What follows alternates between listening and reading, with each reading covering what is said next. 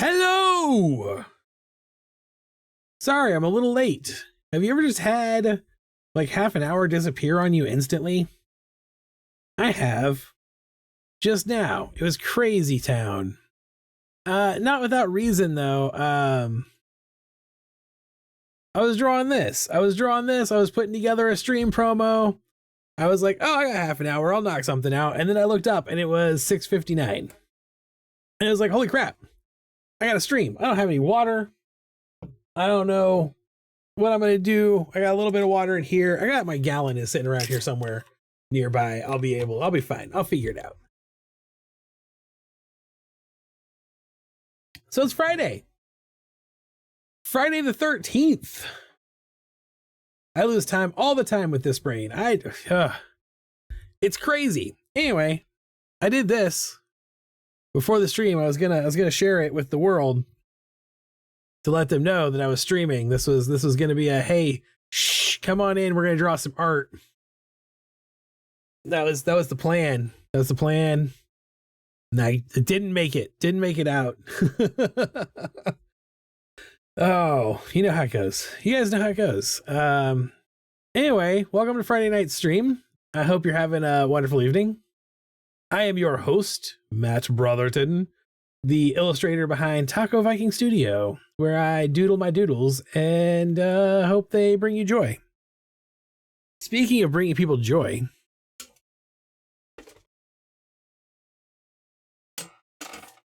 yeah, Patreon rewards are ready. Oh man, I'm excited. Excited. Rollivan, welcome to the stream. Hope you're having a good night. Yeah, this is why I was late. This was good. I was having fun with this. I got a little too into it. I really thought it would be great. I'm gonna save it though, because now I'll have it for next week, and you guys will know, and no one else will. So I guess we should go ahead and get started. You know how the drill works around here. I've got a wheel. I have a spinny thing. On my spinny thing, I have stuff that has been requested by you or other people in the audience.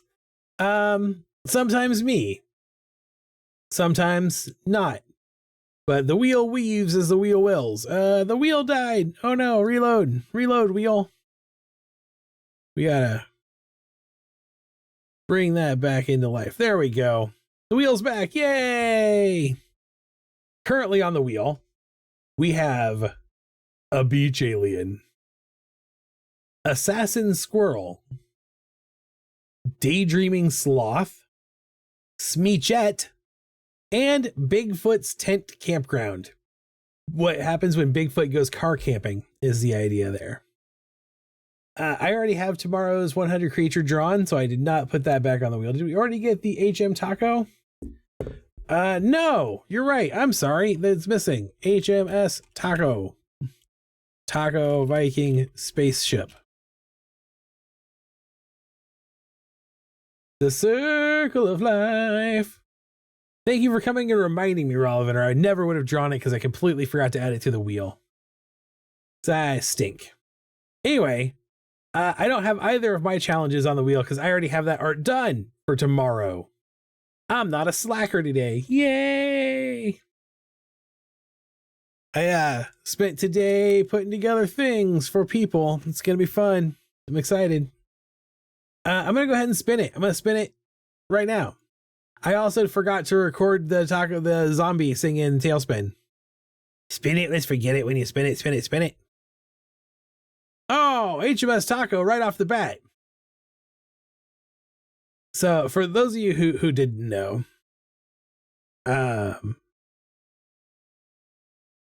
Rollivan wants me to, and that's most people because you're not in our group chat. Rollivan wants me to draw a spaceship taco ship. I can't remember exactly everything he wants in it. I think is it just, or am I drawing just a taco Viking ship? What am I doing here, Rollivan? What is the goal here? Because I could definitely like start with like a Star Trek Enterprise kind of thing right off the bat.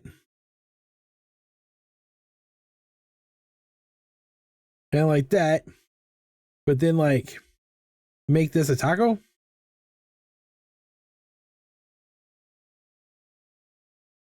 It's not a saucer section, it's the taco section. And then this would be like this. So like is that kind of the direction we're going here? This is very rough. I will redo almost all of this. There's no perspective on this at all. Shaping is bad. But is this what you're thinking for HMS Taco? Or were you thinking more like Space Longship? I think you actually wanted an X-Wing longship, I think, came up in a conversation at some point.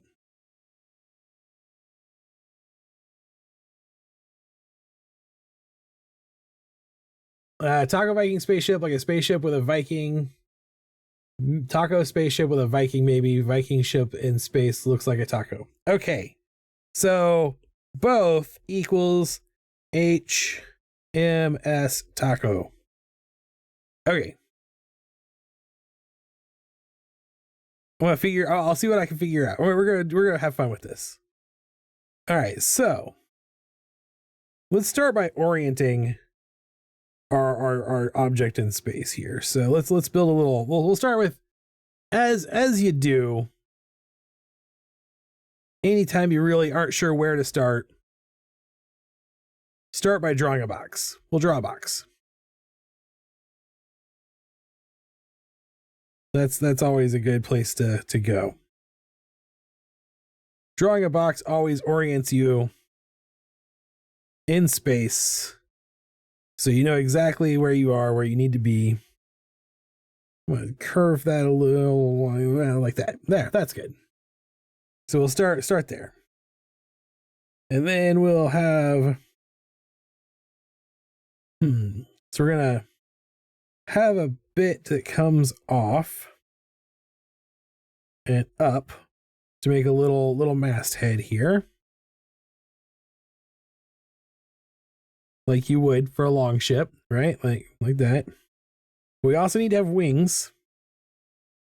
So I'm thinking is we'll have these sides come up farther, like this, maybe. And then that will actually be like a taco shell, like the long ship is sitting inside the taco shell.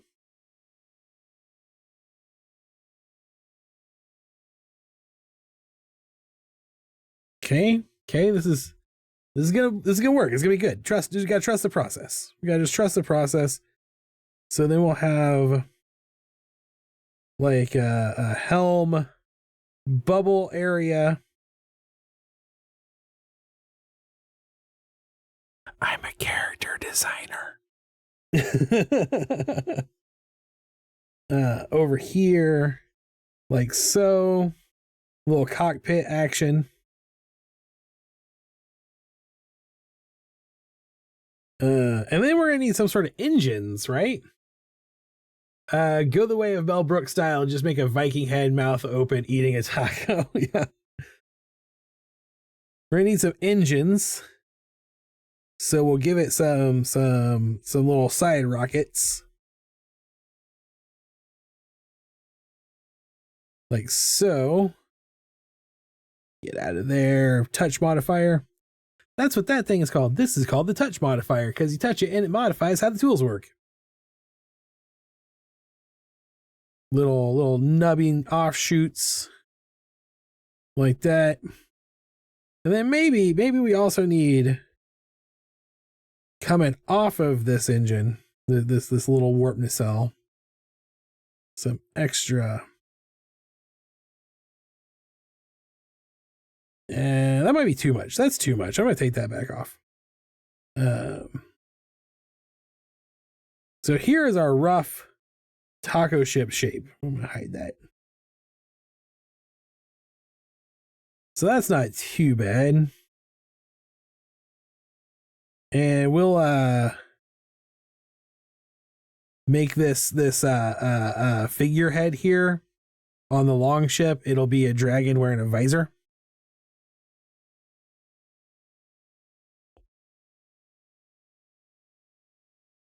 Because that's what dragons do in space. They wear visors. Obviously. This needs to come over here this way. It's looking at the side of my head. I don't like when you're looking at the side of my head. I like when you're looking me in the eyes.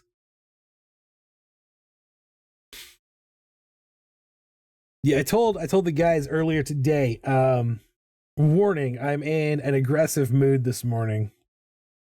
But that was many, many hours ago. But I'm in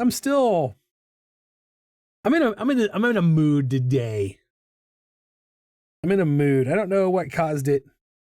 Don't really know where it came from. Just woke up, hopped up on goofballs full of piss and vinegar this morning, as they say.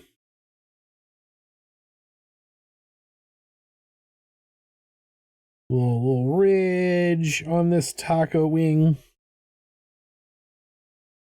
And then masthead rises up out of it. And these totally 100% legitimately engine nacelle things that do not look even remotely like anything else. Coming out like this. On the cylinders, add a design like a hot sauce bottle label. Ooh, ooh, ooh. Okay, yeah, that's a good idea. Which means we actually need to have them probably do a little something like this. And maybe cap off on the end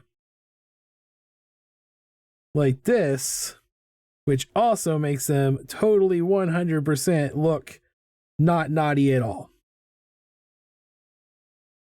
They were looking a little naughty to me. All right. It's a happy accident. I could have been Bob Ross if I knew how to paint.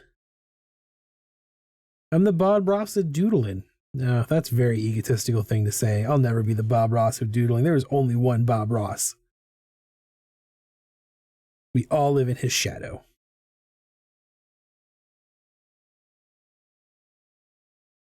Like that. Yeah. And then we'll, because they're engines, right? So we'll put a thing on here like this. And just be like, made of fire. Ta-da! And once you add flames coming out, it'll be fine. All right. And then dragon head. With little derpy teeth. I don't know if you saw my post, but if you come tomorrow to the market, I will have new stickers. I ran out of sticker paper, so I didn't get to make all of the stickers I wanted to make. My wife says you could be angry, Bob Ross. Angry little accidents, I say, as you add fire. Anger. I'm trying not to be angry all the time, guys. I'm trying. I'm working with myself and trying to get better. That's not true. I'm so angry all the time. Getting angrier by the day.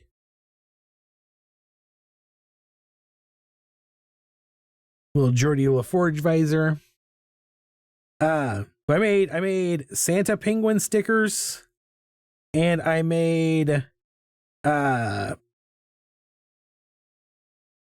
frog eating French fries stickers, but I ran out of sticker paper, so I didn't get the other sticker sheet I wanted to make printed because I didn't count my sticker paper before I started. And so I don't have any Acorn Man stickers or Blue Cat Dude stickers, all of which were going to be on stickers.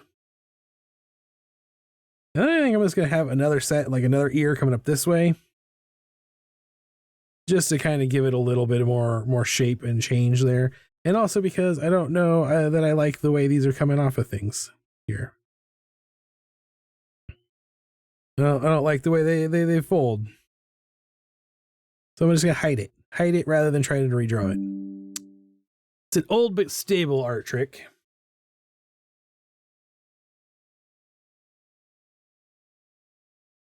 So Rolvin, are you going to come visit us at the market tomorrow? You should come hang out. You'd have a really good time, I think. I think you could use some time amongst people that are more your people.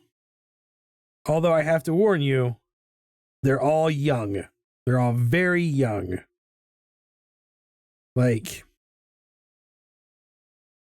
the oldest of the people who joined the market for the holiday market is like 35.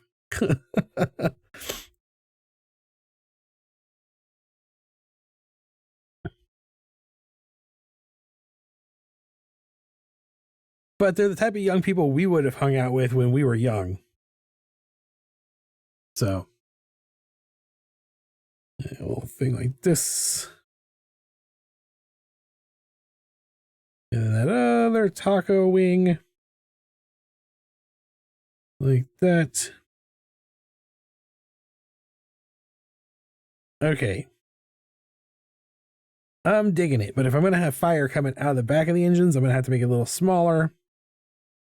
And then,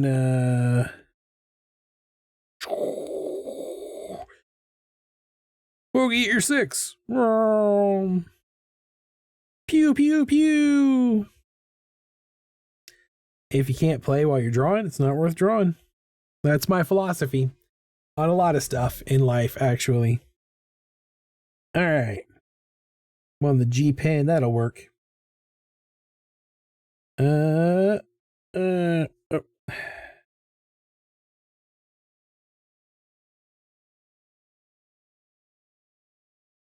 The little nostril action. You know there are lasers in this nostrils. No! I screwed up the teeth. We'll do it the right way. As a general rule of thumb, when you're drawing, it's a good idea to use a different stroke literally every time you change directions. That's what the drawing professionals will tell you. But I'm a doodle man, and we don't got time for that. We got doodles to doodle.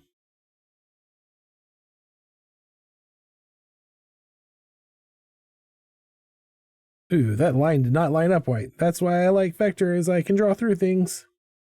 Now that line lines up again. And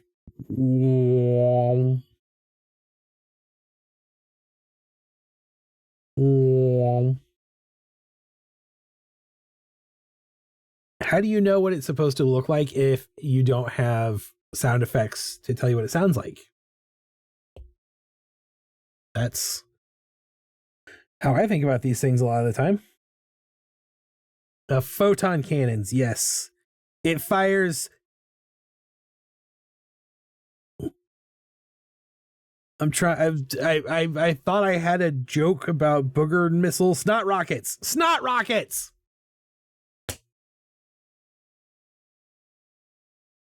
Snot rockets. I told you I was in a mood. Oh, okay.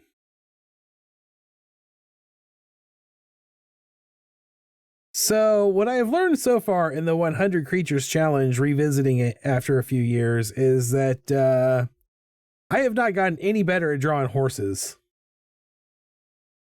I definitely need to practice drawing horses more often. There's a reason the Derpicorn is all derpy and not majestic. I'm not doing enough practicing my horse anatomy. Make it so, numero dos.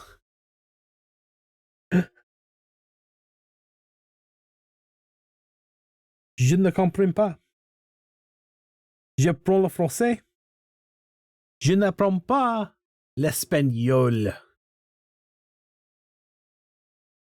Because French is the language of the aristocracy, and Spanish is the language of the peasants. Being a member of the aristocracy, not very appealing today these days.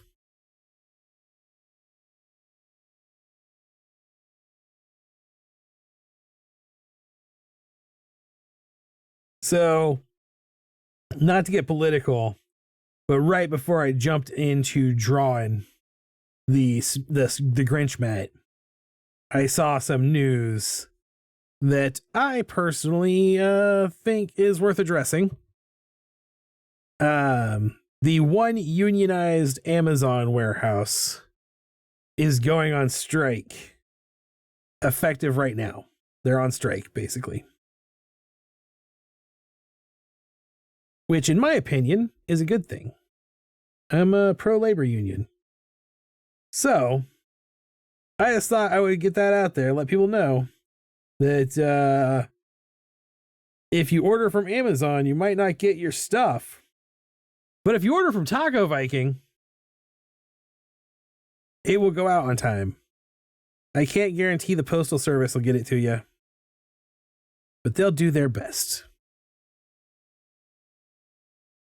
It's like how I turned that support for labor unions into capitalism. Nice strike you got going there. I hate to ruin it with capitalism.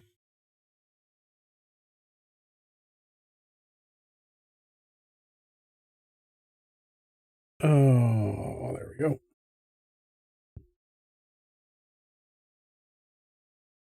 I had Brenner tonight. That's when you have breakfast for dinner. I'm completely changing tunes. I'm all over the place.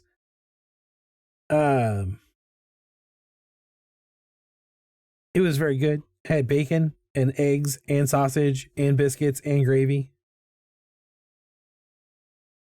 I'm a big fan of breakfast foods. Sometimes people make fun of me because I like having Brenner. It's one of my favorite things in the world. I don't care. I am who I am. Because TVS hasn't unionized, the staff at HMS Taco are totally union.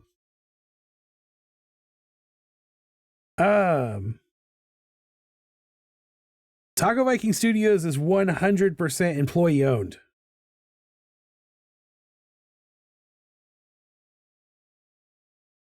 I saw a thing today that I didn't like comment on the meme that I saw, but it was just someone going, profits are the stolen wages of labor. And I was like, that's not entirely true. Labor is allowed to get their own profits. I was like, equity is the stolen labor value from labor. Good. I saw the build up to the strike. Bezos sent in folks to try to instill doubt, and some of them ended up helping them unionize. Yeah.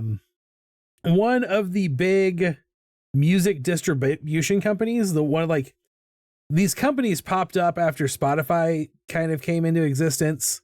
What they do is they help indie artists get distributed on all of the different digital platforms so that they don't need Warner Brothers at all, which is awesome. And a lot of them were awesome, but now they're starting to get too big for their pants. And the biggest and most successful one of those is unionizing, and they laid off everyone involved in organizing the union. And I saw an interview with them the other day, and he was like, it's too late. They're unionized. They can lay us off, and they have they literally have the right to do that because the contract lets them do it. But even though we all know it's BS, Montana, interestingly enough, is like the only state in the country where they can't. It's the only state where the at-will laws don't exist at all, and never will, because Montanans hate governments. They like unions, even though they're pretty red. It's a weird state founded by cowboys and hippies. So they're very conservative in that there's a lot of racism, but they're also very anti-government. And I mean that in like the legit way.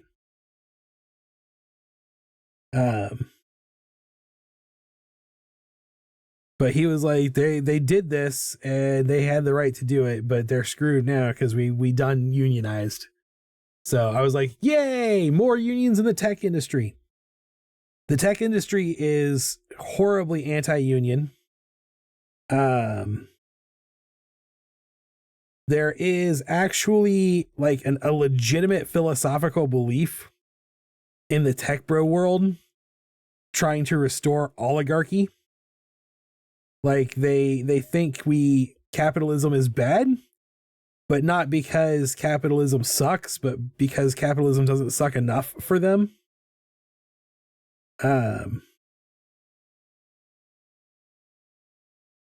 So they hate unions because they definitely want to like return people to, you know, a feudal state, but they want the feudal overlords to be CEOs.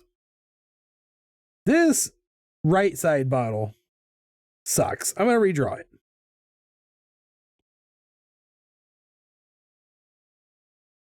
That's why every single tech company in the entire country is donating millions of dollars to the Trump inauguration, because JD Vance is one of them. Is one of their restore the feudalism just in democracy bros.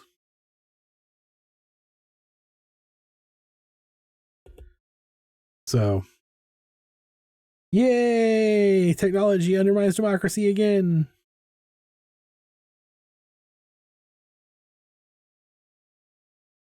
All right. Let me ask you, Rollivan, does this live up to everything you were hoping for?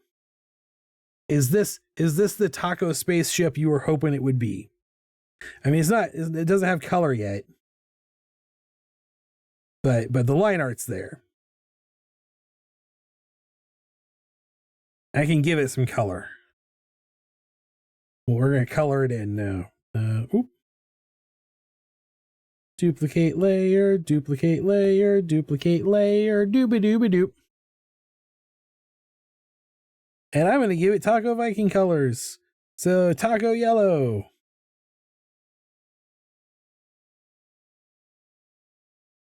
That's it. That's the Taco Viking colors. Taco Red Sauce engines. And flames. Should probably add some orange to those flames. And let's go ahead and make the bottles orange too. The bottle cap's orange. Why not? It's a spaceship. And then we'll do hamburger brown on these bits that would be wood on a normal boat. And white on the teeth because they're teeth. I don't feel like I have to explain that. I feel like that should be self-explanatory. A little bit of metal. And let's do red on these weird fingernail things on the back of its head. And we'll do yellow on the visor, because that's what color the visor should be. I don't know why I did that. It's not going to help me any.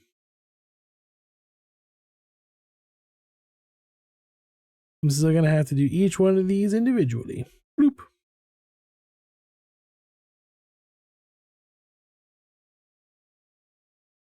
Oh. All right. And then we'll do green on the label just to work some green in there because that's taco colors. Yay! I like it.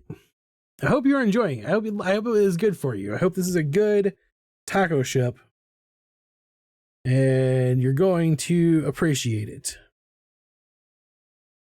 And then we'll come in here and do a line here. That's our shadow line. Woo. And we won't have shadow there because obviously that's going to be lit up by the engine fire. But we'll have a shadow line come this way. And probably need to have one here where the taco shell wing is blocking our space light.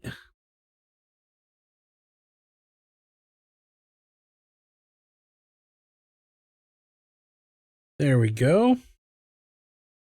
And that means we need some here action. That's a little divot. Oop. There, yard. For those of you who are not familiar with how I shade things, I like to use this color. This is my shading color. It's a bluish gray. It's about 80% brightness or so. And I'll put this down and then I'll switch the layer to multiply and it will turn into actual shadows and it'll look awesome. You should taco more about it. Talk about it more. I could talk about a lot more. Really, let me tell you what I've been on a kick about today. I've been on a little bit of a rampage today. I did 2 100 creature challenge videos today. The first one I did was dwarf. And that one's out. You should have already seen that one if you follow me on social media.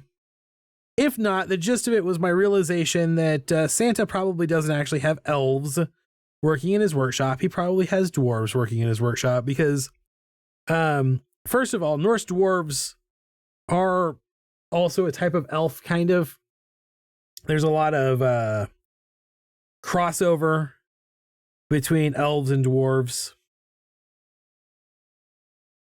And it's a little fuzzy area. It's there's some grayness there. But basically, most elves are bad guys in folklore in general. Like pre-Tolkien, elves were always evil. There was no such thing as a good elf. And Tolkien was like, oh, I wanna bang an elf. So he made them all Legolas styles, right? Arwen styles. But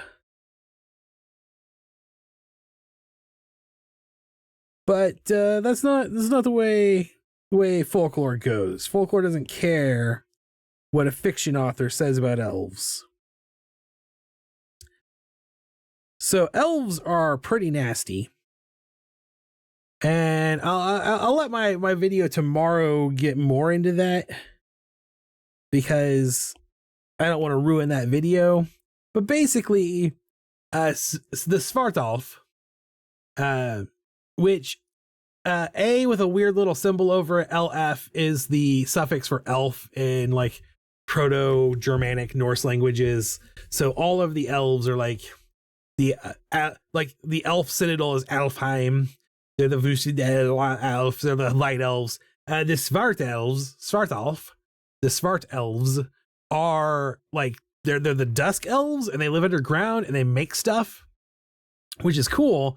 But in the exact same tradition, you have the Dravar, which are dwarves, which live underground and make stuff, and they are described as the same thing. So they are basically the same thing. Svart elves are dwarves. And if Santa Claus is Odin,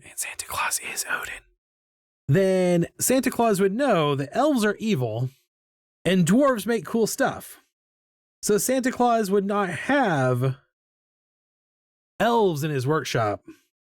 Santa Claus would have dwarves in his workshop. Thank you for coming to my TED Talk.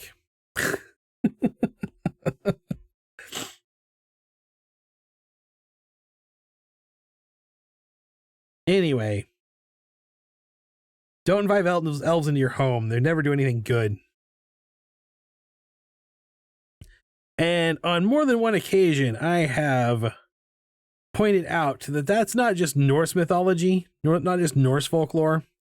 Scottish and Irish folklore, elves are way worse than just troublemakers. They're actively evil monsters, like super, super bad.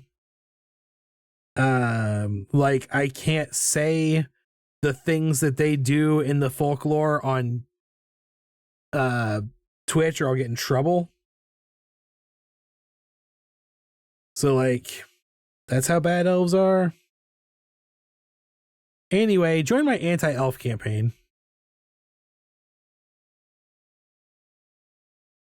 For just a few dollars a day, you too can help me snarf out elves. For the price of a Starbucks and a Nabisco cookie, you too can help snarf out elves.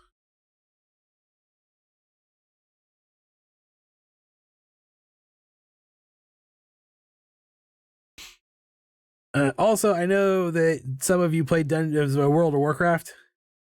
And if you dive into the lore of World of Warcraft, everything bad that has ever happened in the entire history of the universe is an elf's fault. Either directly or indirectly. Okay, I need to add. At this point, I'm just playing around to play around. I'm just adding some highlights here for no reason other than because I can. So I should probably call it done. We'll collapse these down. This is the HMS Taco. Hang on. I do need to add something to the HMS Taco. H. We'll add it to that. We'll add it to this hot sauce bottle. Do a little curved lettering. HMS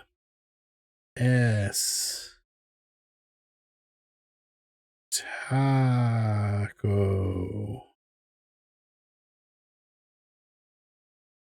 There we go.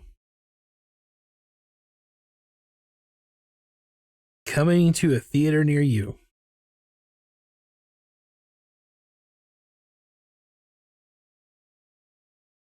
That'll make a pretty good sticker too, I think. No, it won't. I'm not. I'm like looking at this. I'm like, look at this perspective's all off here. This is shaped weird.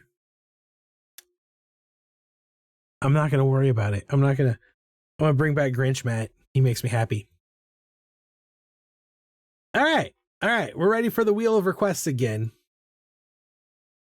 I'm gonna start spinning the wheel. Transition. There we go. And spin. Spin the wheel. Daydreaming Sloth. Daydreaming Sloth is a good one to come up off the wheel. Hey, how come it didn't take that off the wheel? How come you didn't take... it's rebloating again. Stinking broken wheel. You might end up with 2 Daydreaming Sloths that way. We're going to delete that layer and delete this layer. All right, let's sketch a sloth. We'll grab some purple, some magenta. We'll switch to our big fluffy pencil. I think I might need a little bit of reference art here. Sloth face. I know what I want. I know I'm going to have an elbow on a table here. So we'll just go ahead and put in an elbow and a table. We'll start there, right? That feels like a good place to start. Like that makes sense, right? And then that will come up here to a little sloth paw. There will be mooshing a sloth face. I want a sloth mooshed face there. A little sloth staring off into space. Maybe with the other elbow here and just arm down like this. Maybe even like we won't even give him shoulders. We'll just have the elbows sticking off of him like that. So I need little sloth. Yeah, these are the sloths are so cute. So we know they're a little button nose, right? Little. All right, let's do this. Let's do this. We'll go magic nose triangle with the right shape there. So that we could round it out in a little slothy nose. Little buttony sloth nose action.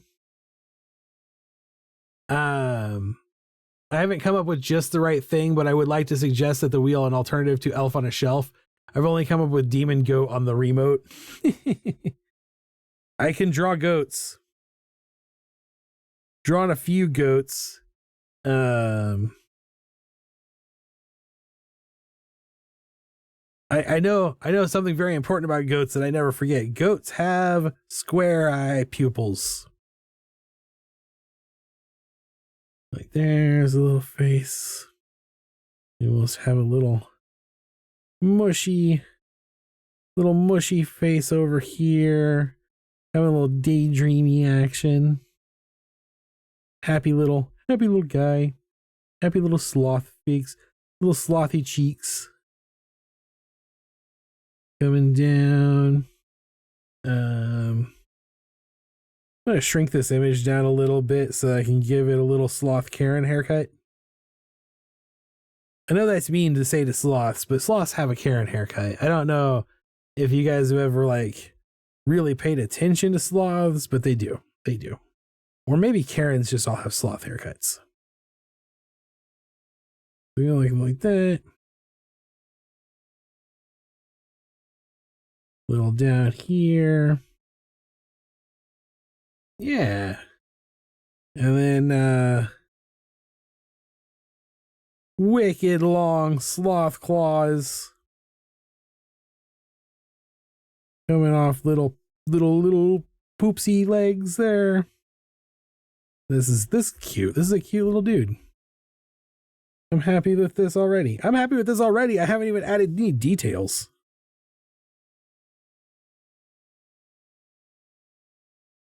There. Yeah. Yeah, this is going to be good. I'm going to be super proud of this one. I can feel it. Already. My hubris rising. So, Demon Goat on the remote is pretty funny. I'm actually a member of like a Facebook group. I know. But like the only thing the Facebook group does is write puns. It's a pun group. And so they're constantly like, there's a lot of elf on the shelf type jokes this time of year every year.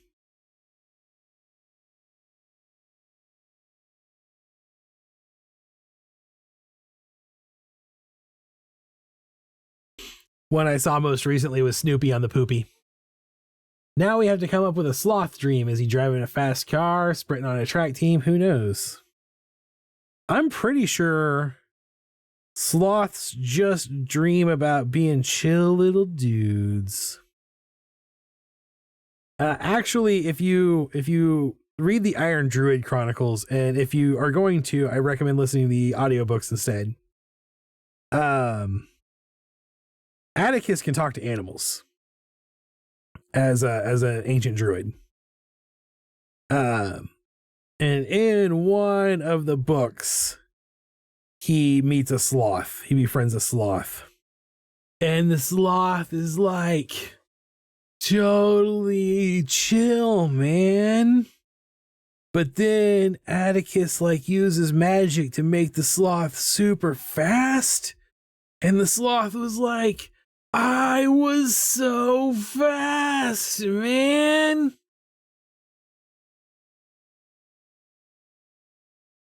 Anyway, Iron Druid's a lot better than I give it than I make it sound. Ooh, maybe he dreams of being Wolverine. I wasn't going to draw in a dream. I was just going to have the sloth here daydreaming. But I can draw in a dream. Maybe I make it a meme template. Maybe. Gotta run. Dinner. Thanks for HMS Taco. You're welcome. Have a good night. Enjoy dinner with the fam. Tell everybody I said hi. What if instead of me putting any kind of dream on this sloth at all, what if I make this sloth into a meme template and everybody can add their own dreams, their own little slothy dreams to Daydreaming Sloth?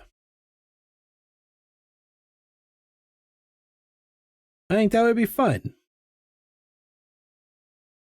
And would totally probably get me some awesome engagement, which, you know, this is capitalism. Little sloth toes. I will never forget how many toes a sloth has, because it's right there in their name. Three-toed sloth. Well, that is what I meant by the dream, what he is daydreaming about. Oh, you wanted me to draw a sloth's daydream. Okay, I'm sorry. I misinterpreted the prompt. I thought you wanted me to draw a sloth having a daydream. That's why I gave him a little desk.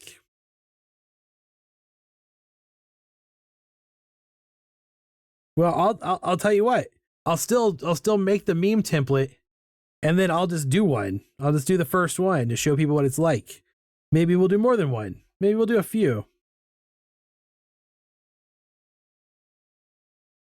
You know, I got time. I ain't going anywhere. I got all my work for tomorrow already done. And then tomorrow I don't have to.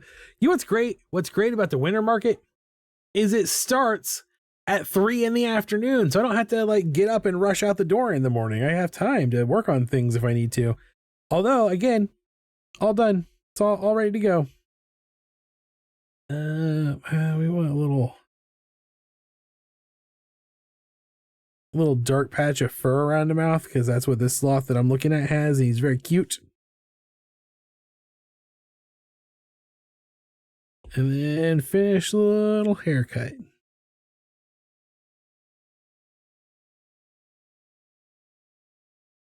He's so cute. This is a cute sloth.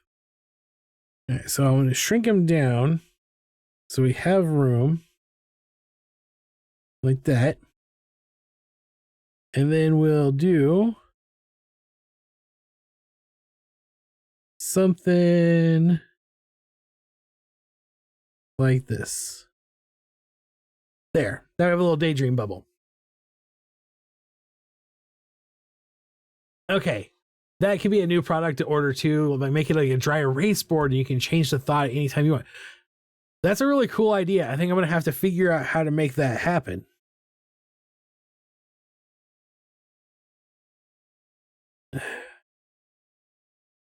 So, all right, let's sketch him in. Let's sketch him in. I'm going to do a little smaller pen though, a little finer details. So we'll go a little, ooh, not purple. We don't want to line art in purple. Ooh, no, line art in black.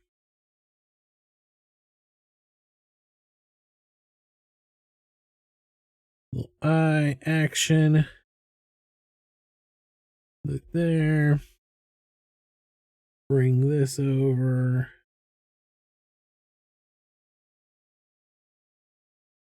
Okay. Well, there it is. I was like, I lost my touch modifier.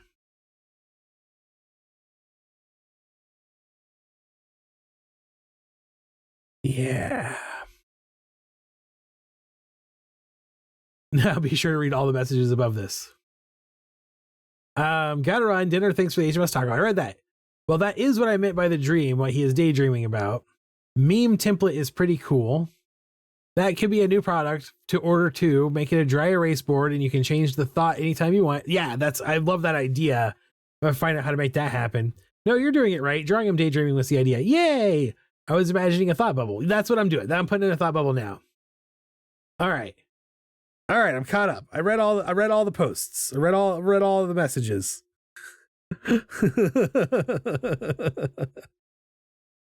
And nose. Little nostril. Little nostril, man. He's all right, man. I'm going to hang out with Chad Notchmore and we're just going to chill for a while. He knows where I can get all the nachos.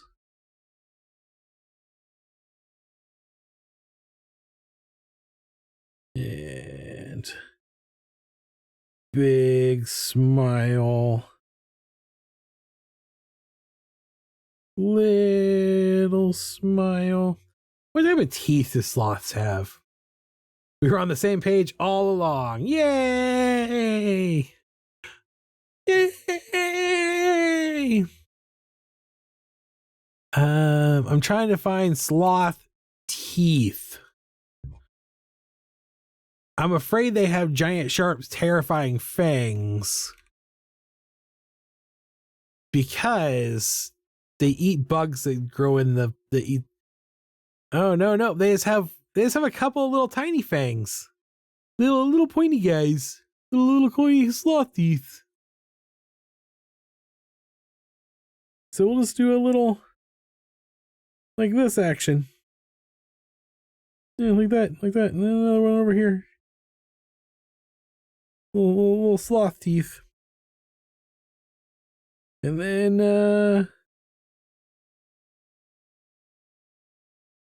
yeah, it looks like they have 2 teeth on the top and 2 teeth on the bottom. No joke, I dig the idea of somehow designing a series of dry erase boards with custom art on it. Yeah, I know. There's probably so it will have a production cost. So like if we wanted to do that, I would have to probably do pre-orders or a Kickstarter or something. But I do know that I could go on Alibaba and find a manufacturer who will do it. I do know how to do that part at least, but there are minimum order quantities that are pretty high on a lot of that stuff. So I will have to basically hunt down a manufacturer, find out what the minimum order quantity is, find out what the cost of a print run would be, and then probably do a pre-sale to see what the number I would have to sell and say, this is the minimum that has to be sold before I can actually order these. All right. Hang on. I just need to close Fresco and reopen it. Again, I was so busy, so caught up in drawing the Grinch mat, completely spaced on time. I didn't get my water. I didn't do my restart on my... Oh no. No, where's my line art? I'll show you guys the terrible thing that just happened. Turn on. There we go. Transition. So this is here, this line art layer, but the drawing is gone.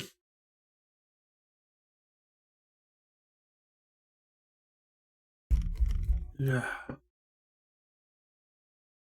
So all I have is the little bit of line art that I started. I've already put in. Yeah, the freaking... Okay, the other drawings are still here at least. That's good. I didn't like accidentally... Oh, maybe... Nope. Nope. I just lost all of the freaking sketch art. Okay. So I guess we're back to redrawing this sloth. So I know I had a little like this. That's okay. You know what? Sometimes sometimes life does these things, and what you do is you bounce back better than ever, and you use it as an opportunity to try something a little different. And we just go very quickly into a different way of doing it. Like this. Like we just draw a little different something. No problem. No potatoes. It's fine. I have a bit of memory of what was there before, so it's not the end of the world. And obviously it wasn't meant to be, right? Back up your drawings. That's what I can say. So we'll do a long fingy. And another long fingy. And one more long fingy. And bring that around. Clean that up. Yeah, when life gives you lemons, you make Mountain Dew. If this is the worst that happens on Friday the 13th, we're golden. That's a great way of looking at it. At least he is cute and fun. It is just the first part, right? Like we're in a place where we can recover. That's an important aspect. I've got a pretty clean memory, and he's very simple. I didn't put there wasn't a lot of elaborate art in him. Just a little shaggy fur. Basically just a Muppet, you know? Basically, I had sketched a Muppet. So it's golden. We're golden. I don't like that. I don't like the way I had that fur drawn. So I'm gonna actually bring in, and what I'm doing here, the reason I've got these little things laying out and curving back, because that's the way the gravity affects it. So it's hanging down. It's loose fur, right? Like we want that gravity impact. Same over here. Yeah. Like there. Little jab there. Oh, yeah, this isn't bad. This is pretty good. This is cleaning up fast. Cleaning up fast. And then we can just give him a little furry nedgy bits down here under his elbow. Yeah, that works. It works out. It works out. We bring the little hand. And just a little shaggy bits down here along the bottom arm. And he is voiced by Henson and Oz somehow.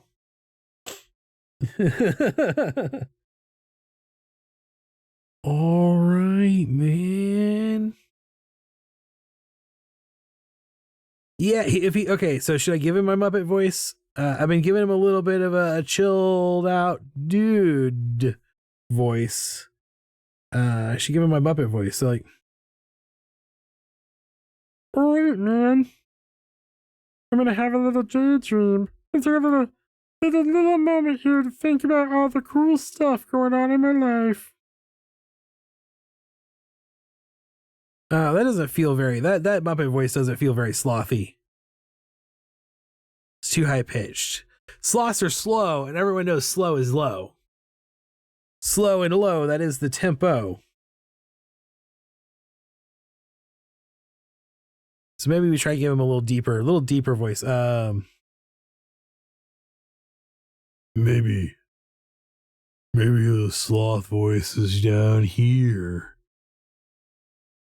Man, think about it. Think about what it would be like if I was Wolverine, man. Think about what it would be like if I had a giant ice cream cone, man. And then I came back and did not do the Terran haircut. I'm going to do more like a fun, little punky kind of haircut here. Yeah. Am I not drawing on the right layer? I'm not drawing on the right layer. That's okay. Merge down. There we go. It happens sometimes, man. All right, guys. Let's take a little time to draw in some little fur curls. Just a few little fur curls going down the arm. Yeah, little fur curls going this way too. Come over here, we'll put some little fur curls on this arm. Maybe a couple over here. This was all a happy accident, man. He's all right, guys. It was supposed to happen. The chill voice does seem to match more. Yeah, it just is what it is, you know. We'll give him a little soul patch. Yeah, got a little soul patch, brother. Yeah, who voiced Rolf? He needs a Rolfish voice here. And then I think we're just going to do a little bit like this on the nose, because their noses are not covered in fur.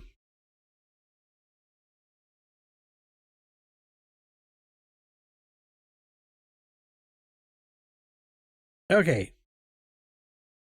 This still turned out pretty good, I think. And we're going to save. Yay. All right, and then I'll draw in our little, actually, I'm going to put that on a different layer. Little thought bubble. Little dream cloud. Like so. Come in here.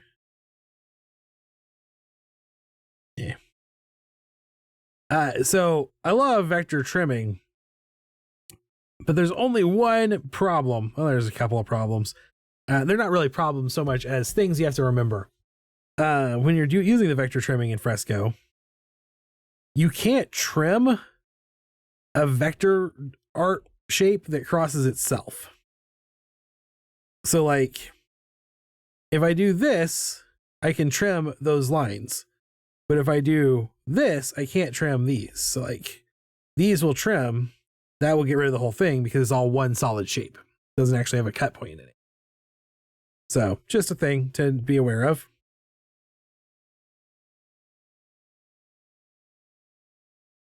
And I want one more little tiny poofy thought bubble. There we go. Yeah, that's the ticket. And then let's go ahead and add our desk line back in here. I'm going to go all the way across. I'm actually going to use the ruler even. Ruler, ruler, ruler.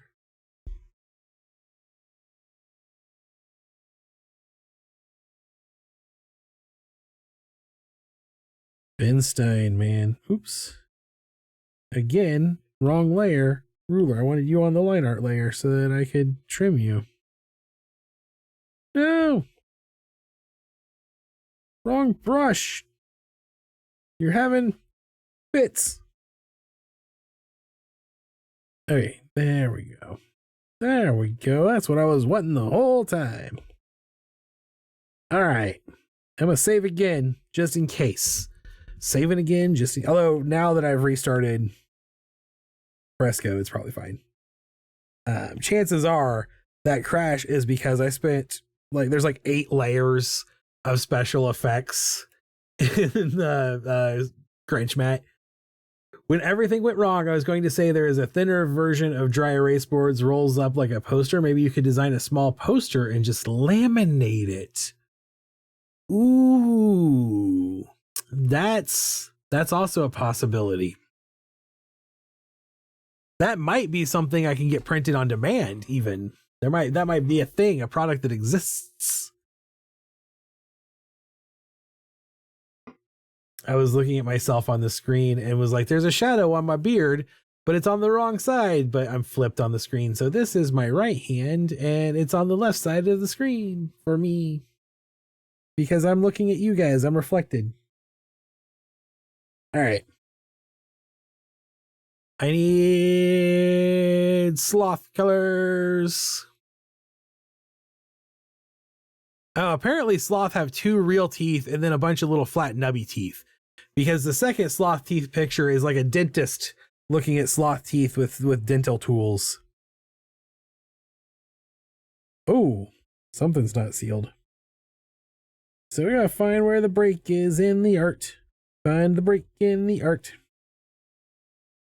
And clean it up. So, first of all, we definitely have some other lines we need to clean up too. Right there. You're all closed in. You're all closed in. You appear to be all closed in. Why is there... Oh, there it is. There's the break in the art. Oops, dang it. Close it in. I've used packing tape to laminate before, and I know dry erase works on that surface. It does, but I would not necessarily want to sell something that was done that way. Although I do have, like, I laminate things all the time, so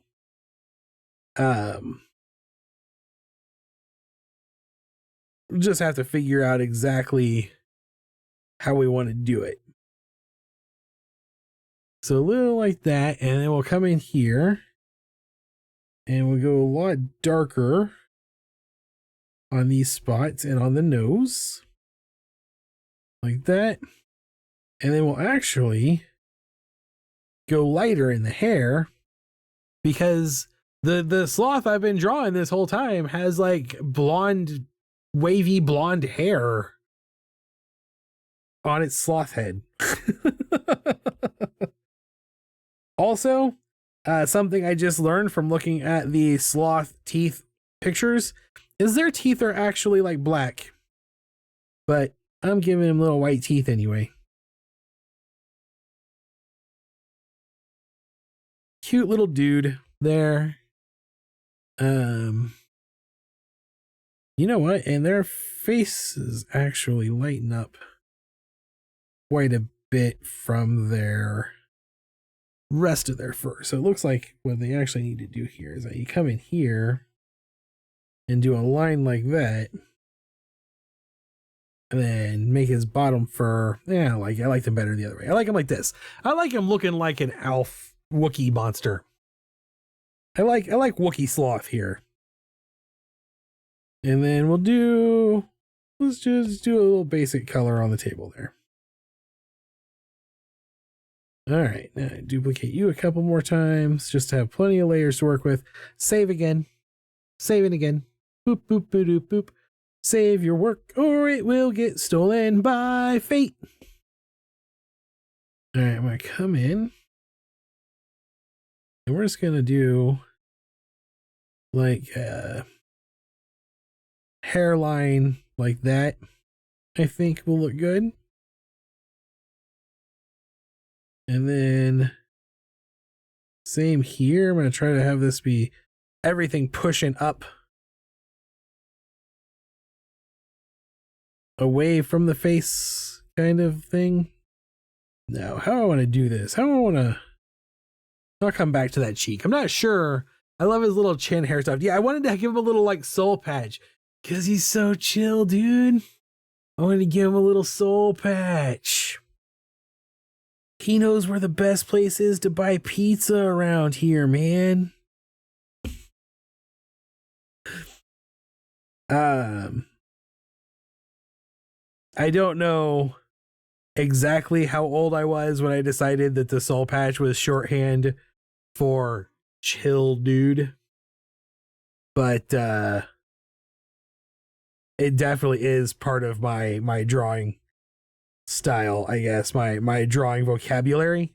Um, if you look at Chad Notchmore, he also has a little soul patch made of nacho cheese.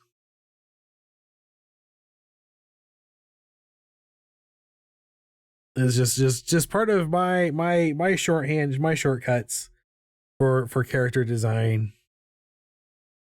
Soul patch equals pseudo stoner.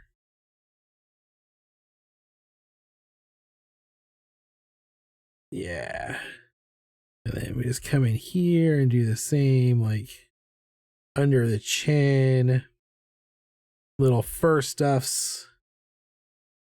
I imagine that this sloth, normally sloths are kind of gross to touch. I'm not, I know people love sloths. I love sloths. They're very cute.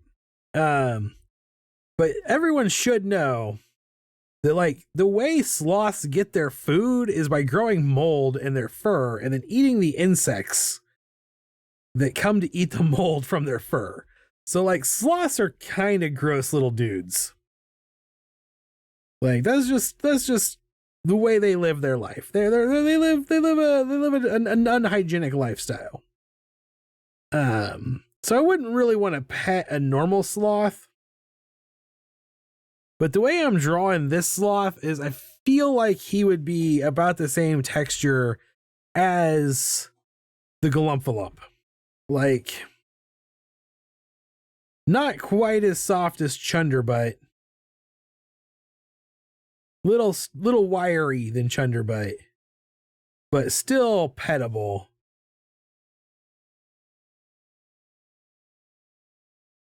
That's what I'm imagining here.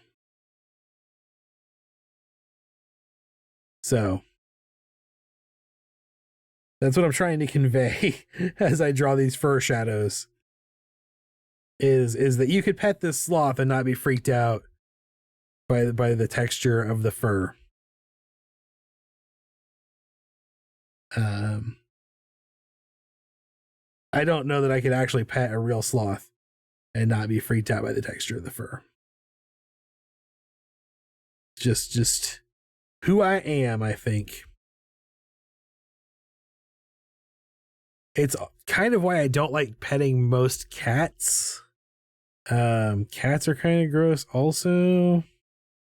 Sorry, cat people, your choice of pet is disgusting, and so are you for having one. I don't have any pet that poops in the house. I don't ever want any pet I have to clean their poop up. Unless I can use a little shovel specifically designed to scoop up the poop and throw it in the poop hold where we put the organic garbage, that thing that turns into soil fertilizer, the compost pile. Words. Good at. Professional.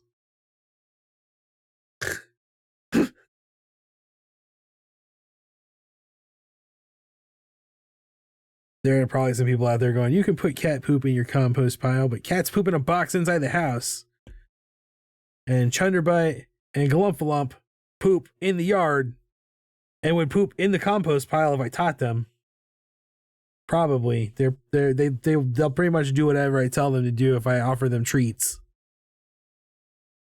A thought, make a sloth like a Care Bear and his tummy is a snail. Oh.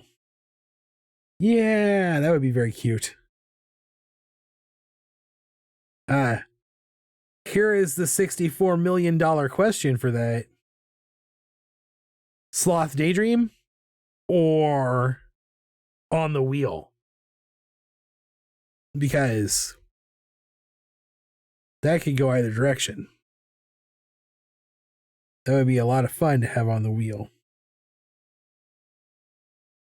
I just realized I was on the wrong layer again.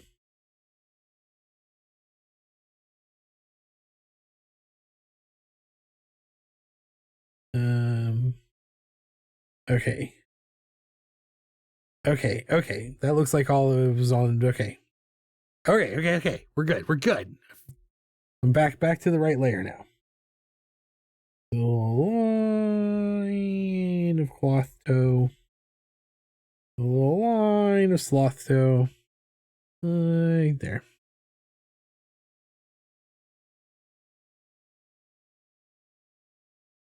And then I'm going to do those two completely in shadow and have a little bit of rim light on this one before it goes back into shadow like that. This sloth looks very much, very, oh, Wookiee is the term I think that comes to mind the most, but also Alfie. Like he looks very elfish to me. I don't know. That might just be me. Might be a crazy person talking. But that's kind of the vibe I'm getting. He gives Alf, I guess. Yeah, it could be the wheel. Could just be a future thought. And doesn't have to be a snail, just something that indicates slowness. Yeah, like a Care Bear cousin named Slow Heart Sloth. It's the opposite of Quick Heart Rabbit. All right. I could keep playing with this sloth for a long time, but I'm not going to. I'm going to call this sloth drawn, and now I'm going to make a thought bubble.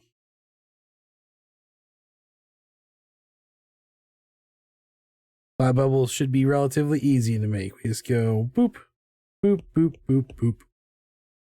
Ta-da! No, I'm joking. I'm gonna add some shading to it also. And then I'm gonna put a thought in it. I'm gonna put my first doodle for what I think my take on the Sloth Daydream is. Little shading on these popcorn kernels. Yeah, I did I drew these exactly the same way I did the popcorn kernels on hey, good evening, Leo. How's it going? Slow-mo sloth.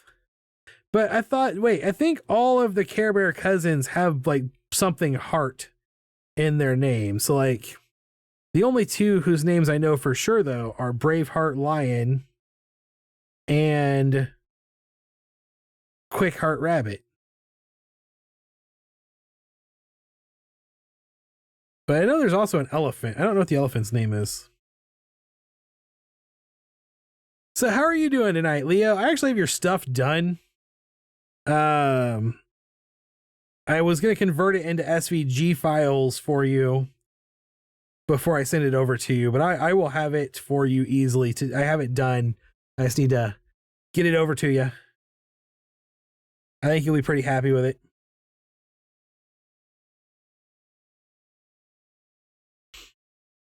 I did all of the art on separate layers, so you can layer down the SVG files however you need to for whatever tools you want to use on it or use it with.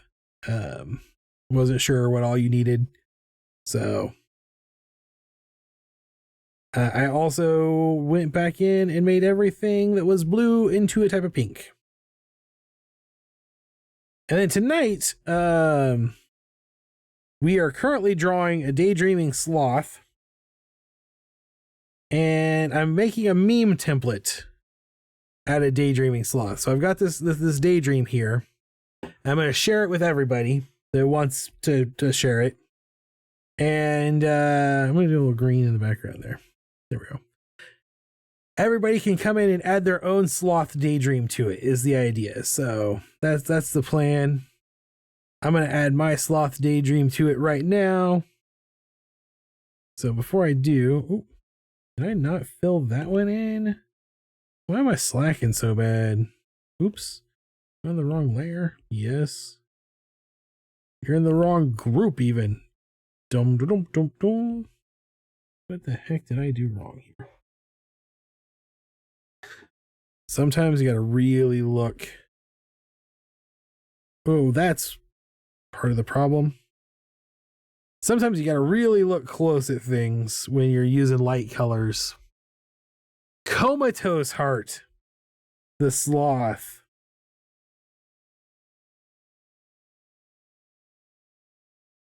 He have a Snorlax on his belly. Snorlax is my spirit Pokemon. Snorlaxes only wake up if someone plays really loud music in their ear, and then they eat until they're full and go back to sleep. All right, so I think. What do I think a sloth dream is? I think a sloth daydream is gonna look a little something like this. See if you guys can guess what my sloth daydream is.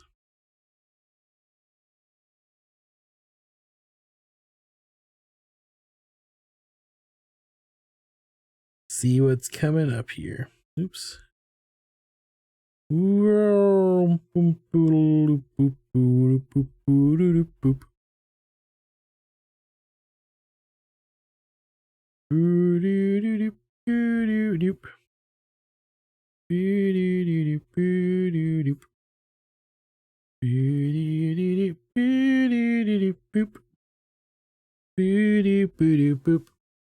Oh, new phrase. You're not slacking, you're slothing. Oh, I like it. And then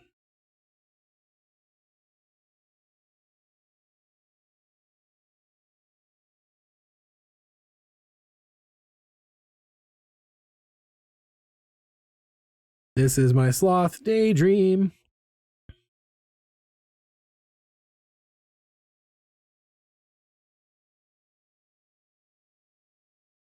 There's two little sloth teeth.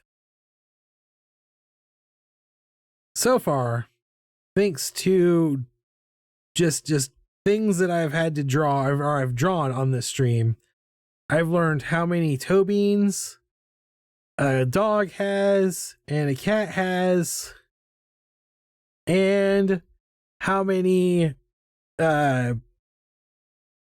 teeth a sloth has.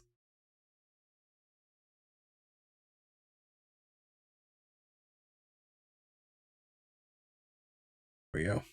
I was worried that it was freezing up there for a second, but I think it was just having a hard time keeping up with me. So,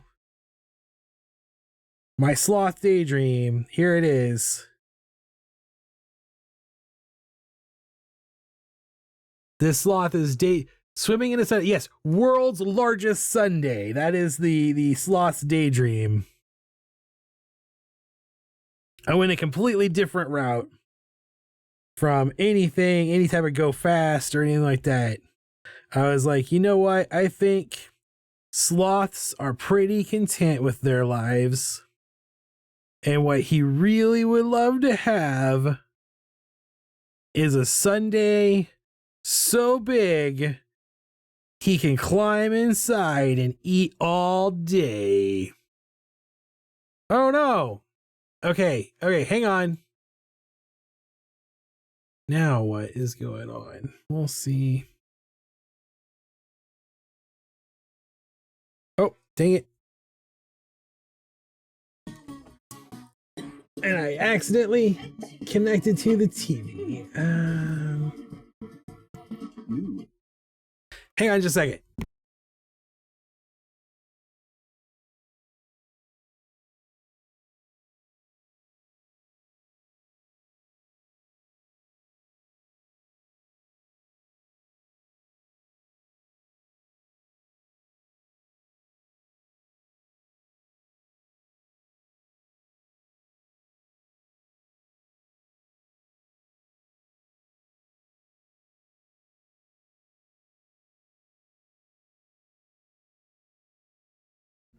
Okay, hang on just a second. I'm gonna see if I can't make this come back now.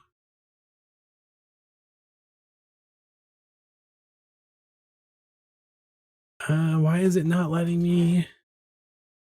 Why is it not bringing this back? I might have to close this entire window out and see if it will let me reopen it.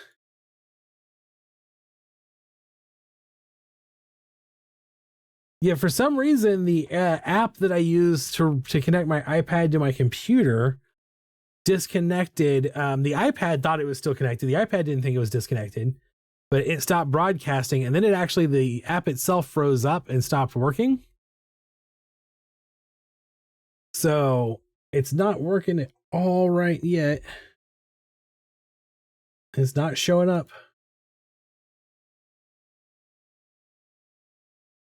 If this doesn't connect soon, I'm going to be angry.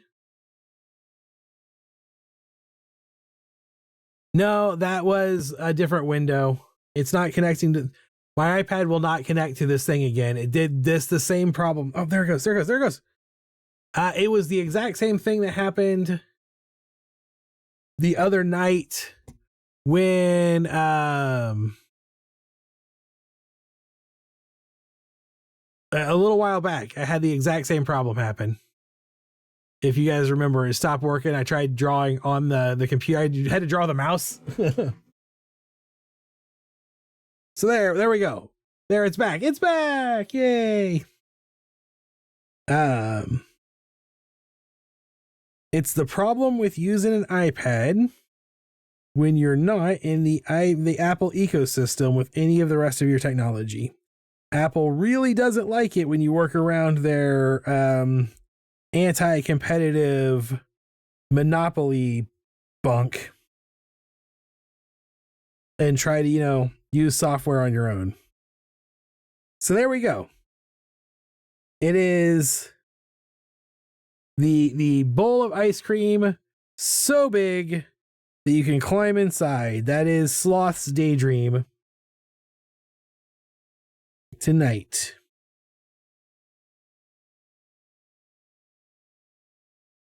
Okay, why is this? Oh, because it's that same color, and you can't see it over itself if you're not multiplied. There we go.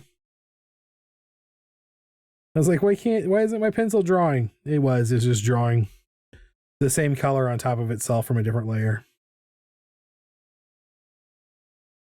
It's a little action like this.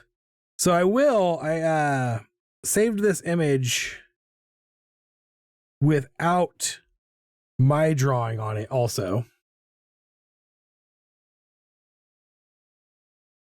So that everyone can take a turn drawing what they think Sloth's Daydream is. I feel like Sloth is perfectly content with the speed that Sloth is able to go. I don't feel like Sloth is worried about being fast. Sometimes you just need to slow down and take a chill pill.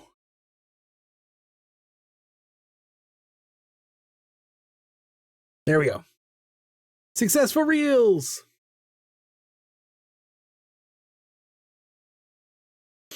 Yeah, this is a good picture.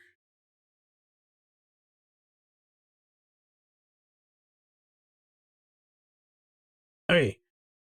What do I do with my water? Give me just a second. I will be right back. Just a second.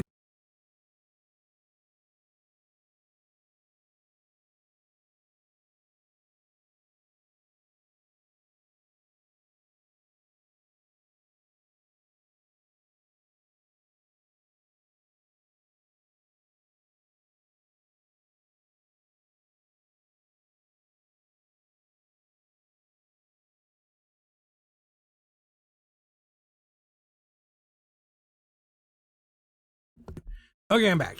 I had already filled my gallon of water for tomorrow and knew it was out here. So because I got wrapped up in drawing the Grinch mat, I completely spaced on getting water for the night stream, and I was getting a little dried out.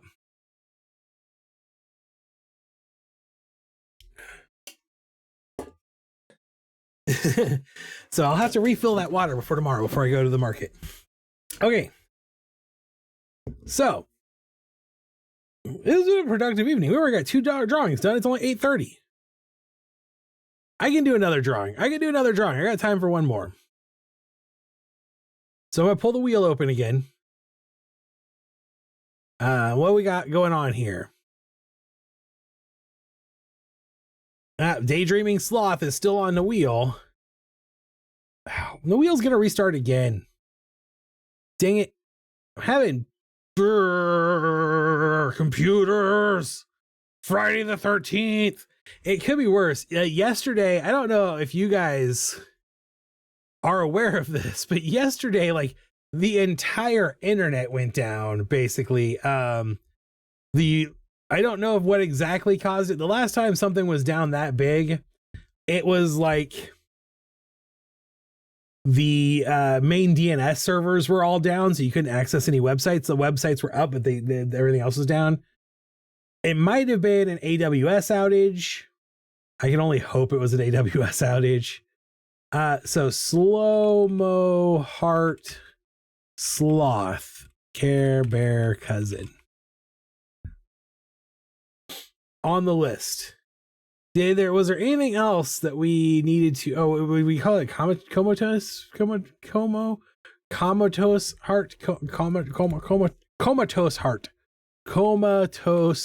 heart, sloth Care Bear cousin. Okay, comatose. Why can I not say the word comatose? I think that's the only thing on the has to be added right now. All right. I'm going to take the beach aliens off because I'm not in the mood to draw one. That leaves us with 4 audience requested drawings to end out the week. And we'll do one of them. We're going to spin the wheel and see what we get. Oh, it looks like we're going with Bigfoot's Tent Campground. I sort of have another idea brewing, but I'm going to think on it some more and maybe look up some things first. Yeah, and once you come up with your Elf on a Shelf alternative, we'll get that on the wheel too. All right, so let's give Bigfoot his little campground. So let's see. I'm gonna draw. Oops, no, go away. This can go away too. That is all of the sketch layers that we lost from the sloth when they disappeared. The alternative Elf on a Shelf idea too, but haven't nailed down what that will be called. Yeah, I get it. We got time. I'm not going anywhere. I got plenty of doodling days left in me, I hope. So I'm gonna start with a little horizon line here.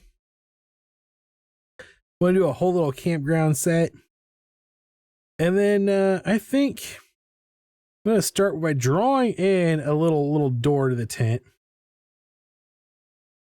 And then we want to be very commercialized. Like, the idea of what that makes this funny is that this isn't just like Bigfoot's campground, right? Like, this is Bigfoot's, like, he's going car camping, full on commercial.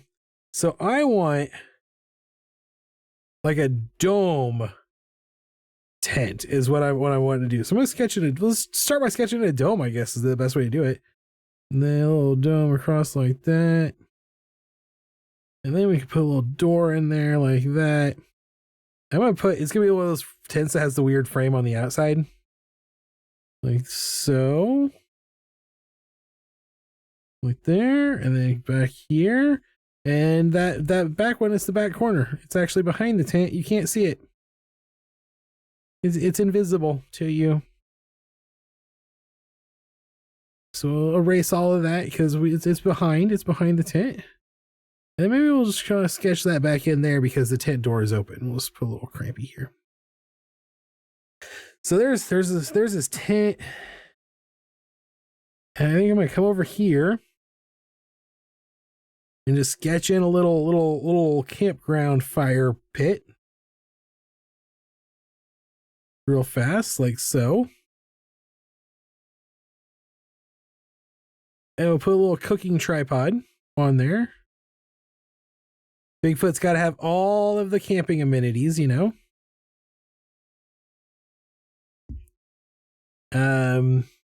Glamping, yes. Let's see, what type of Bigfoot obviously gonna have a big steak on the fire. You just sizzle it up. No vegetables at all whatsoever. Bigfoot only eats meat when he's camping. And then sits next to the fire in his camp chair, all like this, lean back, and probably one of those guys that has a camp chair with an umbrella on it, just in case it gets a little too sunny. It's like, there we go, Bigfoot's campground. And I'm really tempted to just like literally like draw in some big old footprints and just be like, yeah, this is Bigfoot's campground. That's what you asked for. We don't need to see Bigfoot anywhere. But that defeats the spirit of the request, right? Like, you want to see Bigfoot glamping. So we're not going to go. I'm not going to cheap out like that. I could. I want to. I think it would be funny.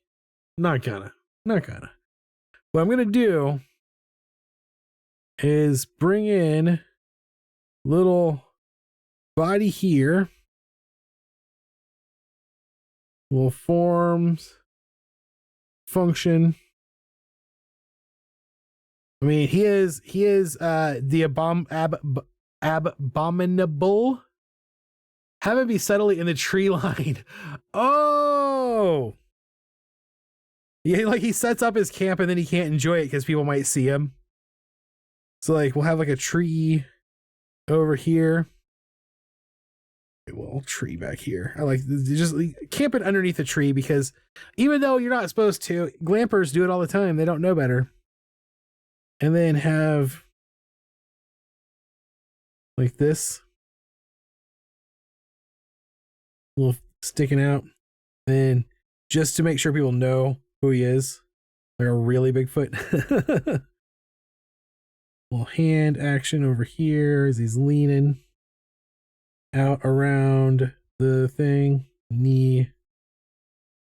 Bigfoot. And we'll give him like a, oh, what do you wear when you go glamping?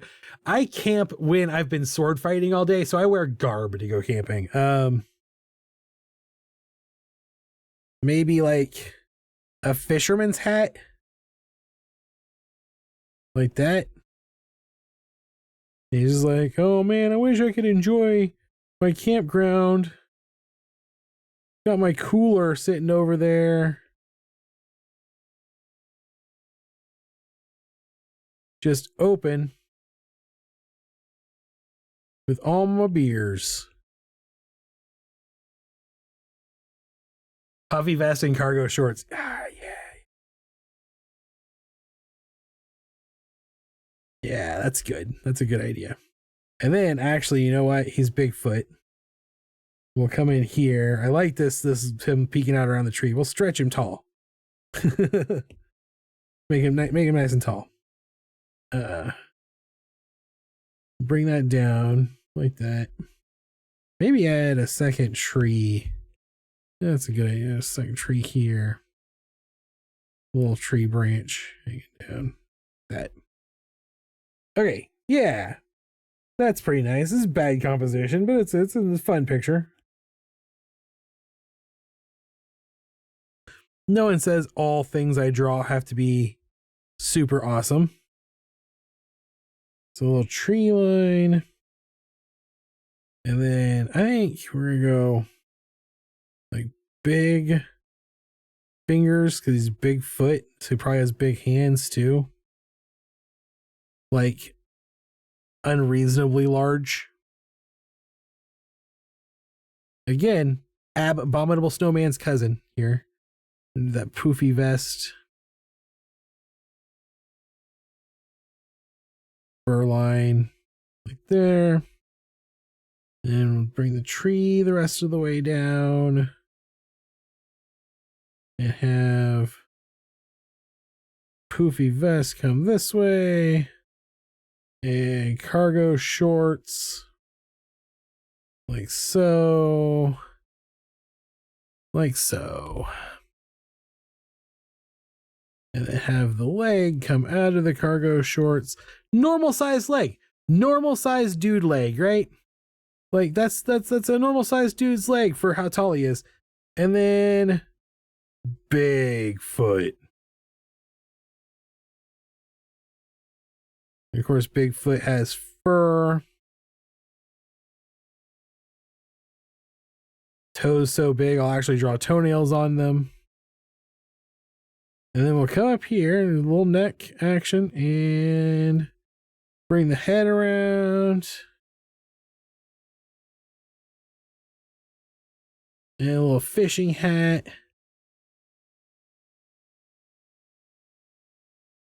Like so. Little hooks. Little fly.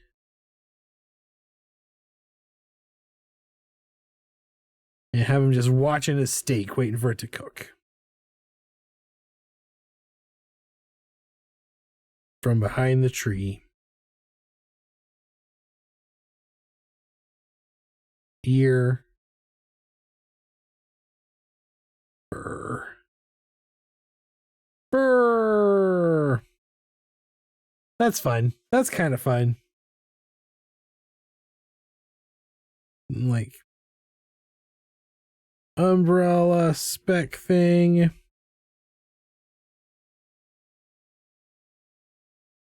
Like that. Coming down to his camp chair.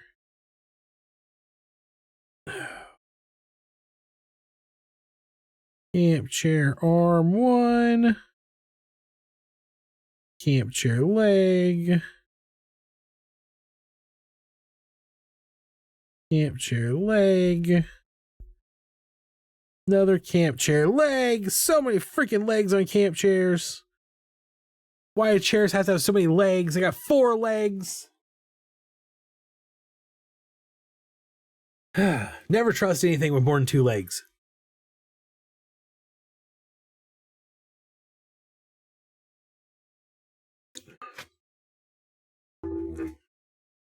Like there. Little camp chair action. All right. Little camp chair. We'll come over here. Do a little tent. I'm afraid his tent's probably not big enough for him.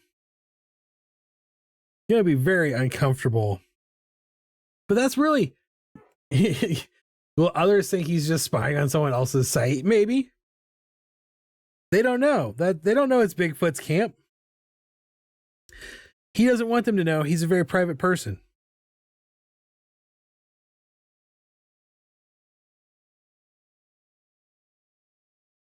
Yeah, I was getting ready to say he's gonna be very uncomfortable camping in this little tent, but that's what glamping is. Glamping is spending a lot of money to make yourself comfortable while you're camping, and then realizing that nothing will ever make you comfortable while you're camping.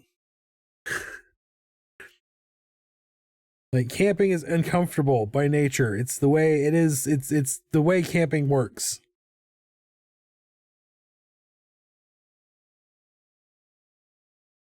So a little there. Again, come up here. Like that. More little horizon line. More tree. This one looks more like a palm tree hanging down. Tripod with a stake.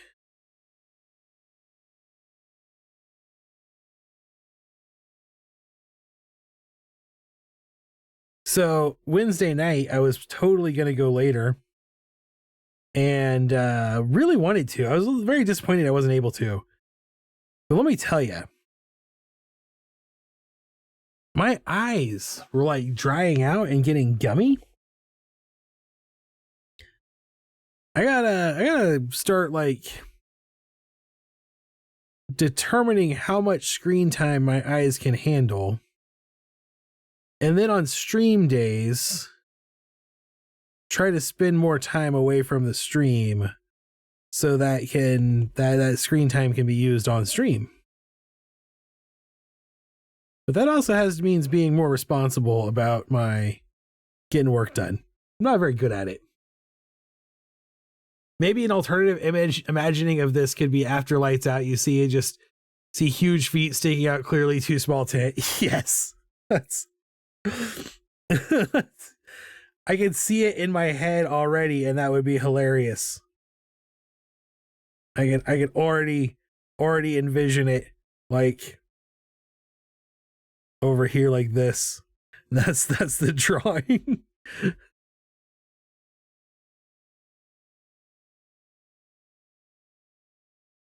Everything's mostly black in the picture.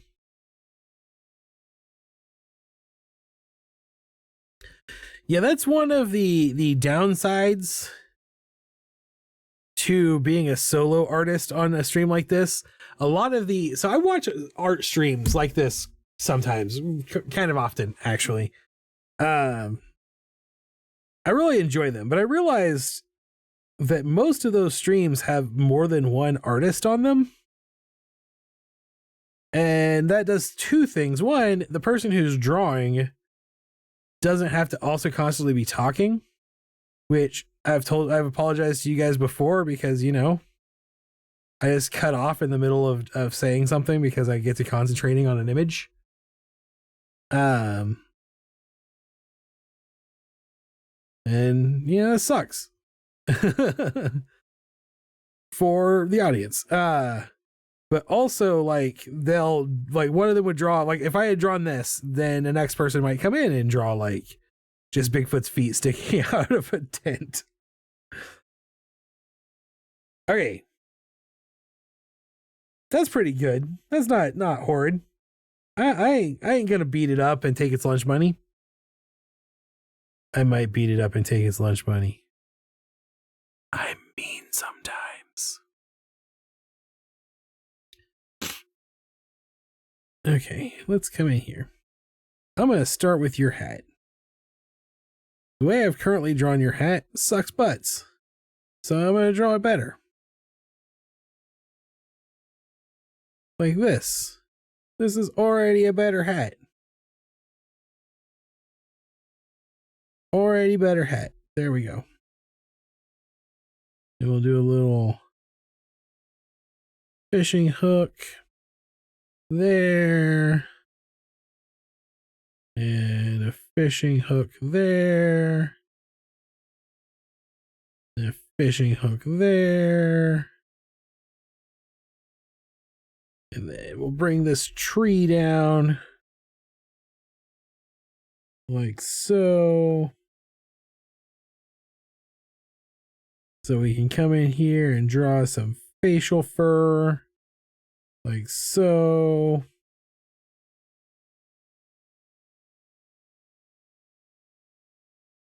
Draw a little eyeball in. Little hint of a nose and mouth. Ear. Make sure that ear connects. Poofy vest. Coming all the way around like that. And then big hands.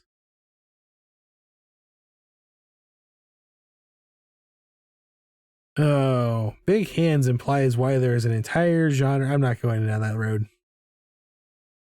As I say, there's an entire genre of a specific, there's an entire subgenre of a specific type of book dedicated to Bigfoot and the women who want to marry him. And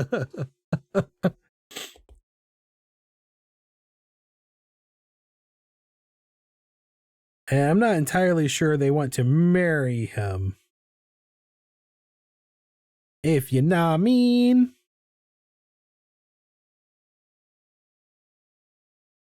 All right. Come up here and do ankle and knee on these cargo shorts.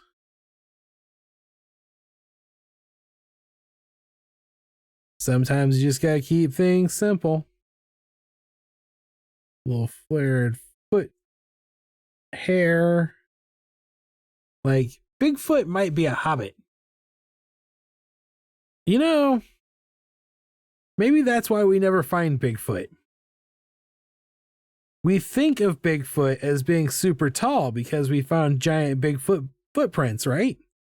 So everyone's like, oh, Sassafrasquatch, got to be a big, giant, tall dude. But what if not? What if Hobbit? What if Bigfoot just has giant feet and a tiny body?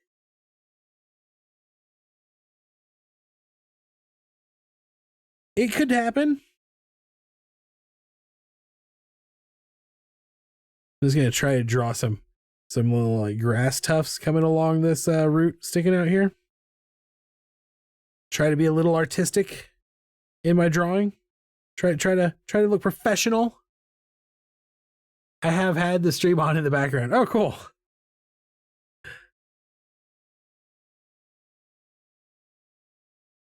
I was literally just thinking that. Yeah, what if Bigfoot is just a member of the Proud Feet Hobbit family? Or the Proud Foot Hobbit family? You know, we don't know what Bigfoot's got going on. We don't know what Bigfoot's packing.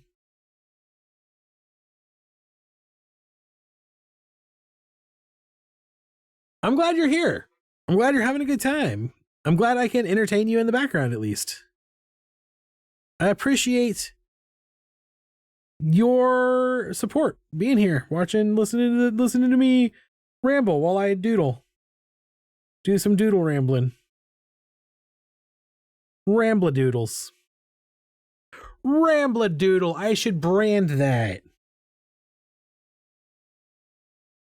People will be like, what's a Rambladoodle? And I'll be like, that's what I do on my live stream. You'll have to come check the live stream out to find out. Boom. $1 million idea.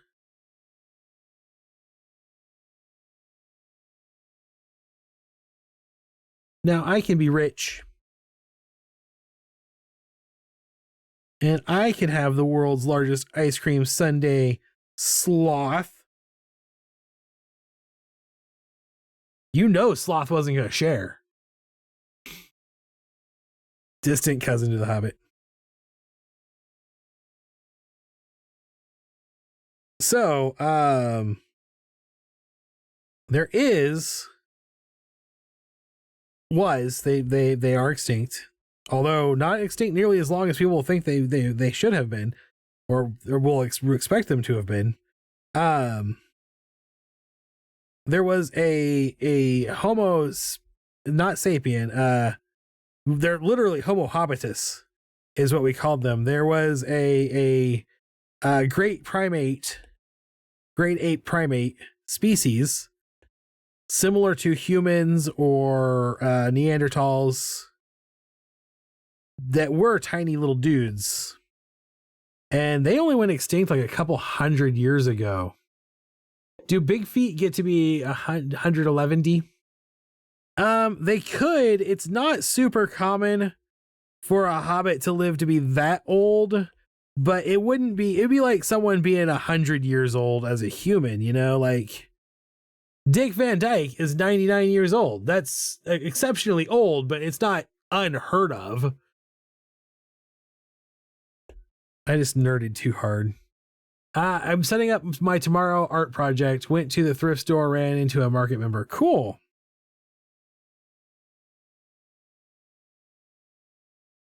Are you gonna be working on something at the market? Because that could be cool. Or are you trying to get something done for tomorrow's market?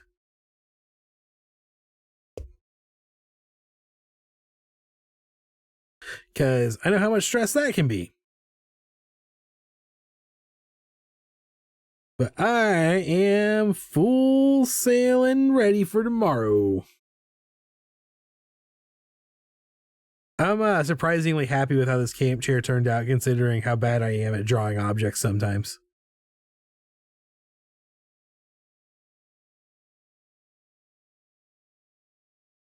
I'm actually really looking forward to the market tomorrow. I think last time I checked, it was supposed to be done raining right around the time the market opened. So I'm hoping that's the case. And I think it was supposed to be in the 50s, which would be pretty nice. So you guys were talking about the old Lord of the Rings animation on the last stream. I was talking about Ralph Bakshi. I actually shared in the Discord in the graffiti hall. Ralph Bakshi is auctioning off a bunch of animation cells, including some from Cool World, which is why I shared it there instead of in the main like chat, and some from the Lord of the Rings movie. No, I also do art every day. Tomorrow ain't no exception. Oh yeah, I get it. Can't take a day off. I'm constantly being told I need to take a day off, and I'm like, can't take a day off. It's daily. It's a daily art challenge. You do it every day for the rest of your life.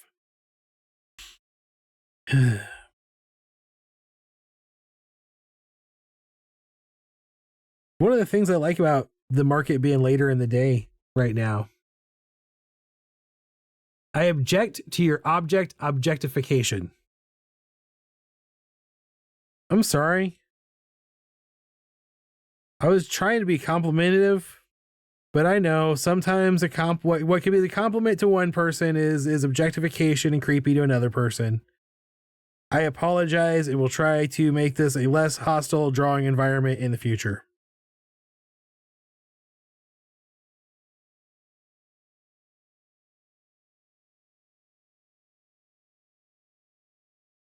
I looked that up. That is awesome. I'm ultra obsessed with the old animated Lord of the Rings. I am too, but I think Bakshi only did the first half. So the 70s Lord of the Rings animated set was weird because it was being done by one production company and then kind of like went out of business a bit. Like, so it was still the project was actually funded by a different company than the studio that was doing it, which is not uncommon, right? But like the original animation studio went defunct and I think had to be replaced. I would have to look it up. It's been a long time since I like read that story about how what all went down.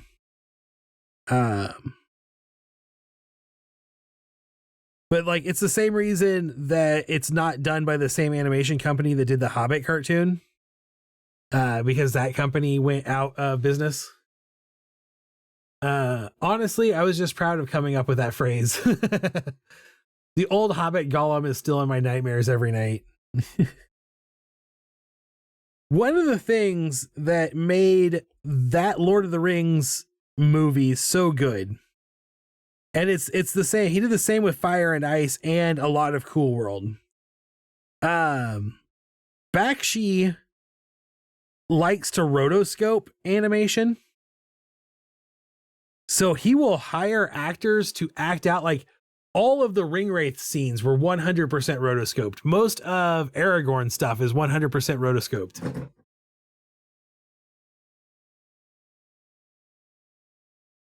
So literally he hired actors to come in and act out the scenes on film and then hand painted over the top of the film. Which is something I think you're going to see that style popping up a lot in the near future. But it's not going to be hand painted. There is a plugin for After Effects that runs an AI that you can draw like 5 or 6 frames of like you would go in and take your film and you would draw 5 or 6 frames the way Bakshi would have done the whole thing, and then the AI will finish the rest of the clip based on what you feed into it, which I guess is a little bit cooler than most generative AI because it's not doing 100% of the work. It is finishing your work, but still you're losing out on something, I think, from the imperfections of it being done by someone like Bakshi. And I think it's a shame that we're going to see that style probably become popular because AI can do it and not because it organically became popular again. I personally have drawn some rotoscope animation in the past, and it is kind of a pain. Like, it is not something I would want to do ever. So power to Bakshi for pulling that off, because it's not easy. You would think it would be easier than normal animation, but I don't think it is. It's really hard to know what not to include when you're doing it that way. And that's where someone like Bakshi really shined as an artist. And you would think, as much as I use reference art in my drawing, that I would like rotoscoping, but I don't. And it's the same reason I don't trace reference art when I'm drawing, is because it loses all of its juiciness of me. I don't have that. It's not my skill set, not my art style. I like the raw me juice, even if it's not as clean or detailed or accurate as I would like it to be. It's still, it's my juice. It's the matte juice. So again, nothing wrong with doing it. I'm not saying there's anything wrong with doing it. Not even really saying there's anything wrong with doing it with AI. I'm just saying, not for me, and I wouldn't. And I think it's a shame that AI will, because I think it loses nuance.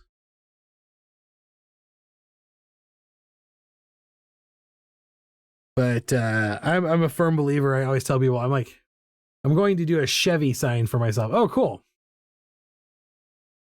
I don't necessarily believe that AI is horrible, that generative AI is evil. All of my problems with generative AI come from capitalism. Like, if generative AI existed and no one had to worry about starving to death because they can no longer sell art because AI stole their art, I don't think we would complain that much. So that's my thought. I know it's a controversial topic.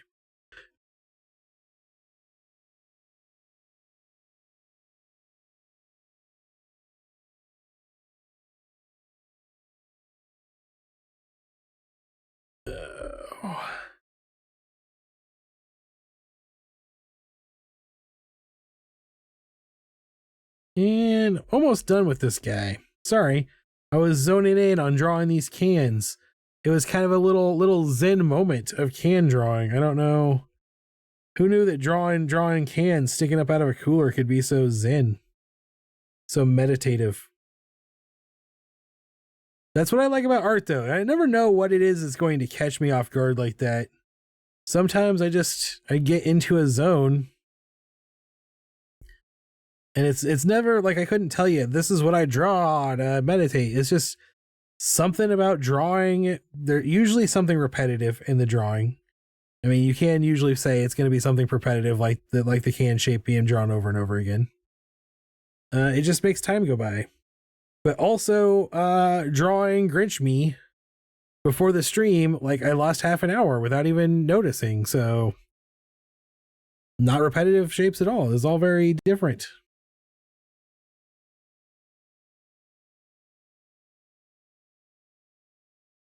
Sometimes you just gotta enjoy life a little. All right, I'm almost done with this line art. Almost done. I like the idea that this palm tree is next to a completely different type of tree. And that implies to me that Bigfoot's not even camping like in the forest. He's camping like on a set. That's what I'm trying to imply here. Should there be the impression of a panel over the pole closest to us, like the other two visible poles? Or am I overthinking? No, there should be. In fact, you know what? I drew them in. I drew it in and then I erased it. So you can actually see in the sketch that it's there. So you're not wrong. You're not wrong.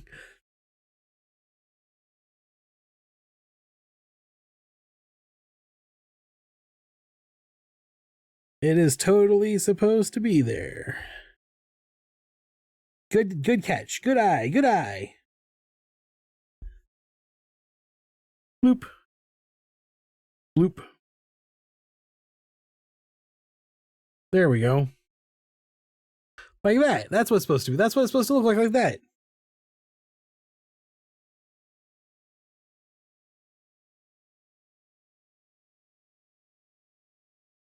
Ugh. I'm very dry today. Yeah, so when I'm looking at this, I'm like, some things are off in this image, but I like that because it makes me think that, like I said, Bigfoot's not even in nature. He's not even camping out in the forest. He is camping out like on a set, like at a sporting goods store, pretending to be camping out in the forest. Like, he's so anti-actual camping that he has to camp indoors. So let's do some color. Let's give this image some color. We'll duplicate that layer, and I'm just going to delete you guys. But I'm gonna put a background layer in. And I'm gonna give it like a soft purple sky color. And then we'll come back up here, and now we're gonna do green for this. Ooh, something's not sealed there. Right there, that's the problem. There's the problem. Being a problem child. Let's do this on all of the line art layers so it's nice and sealed now. Come back to the bottom layer, back to our green, and put in some. There's another problem child. All right. Okay, we're gonna just do one layer at a time. Let's go through here. Ah, there's the other one.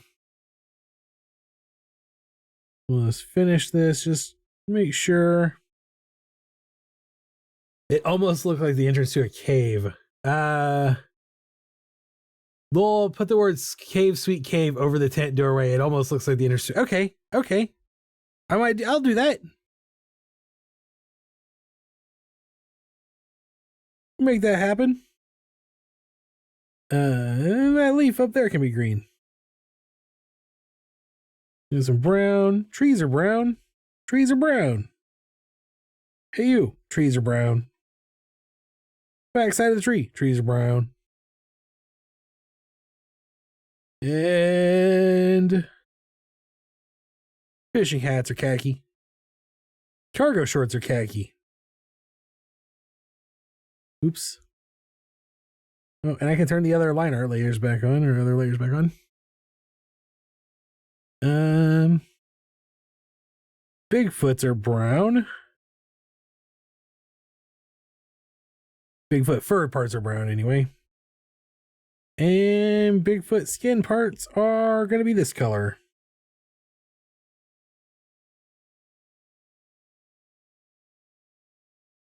Including the toenails. Bigfoot. I was tempted to leave Bigfoot's fingernails purple and be like, Bigfoot paints his nails. I'll do a little white band. Or white in the eyes here. Oops. That brown should be there.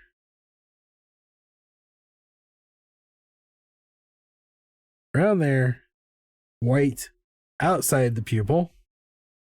I think I'm going to make this headband part white here too. And do like maybe red on this fishing fly. I'm on the wrong layer!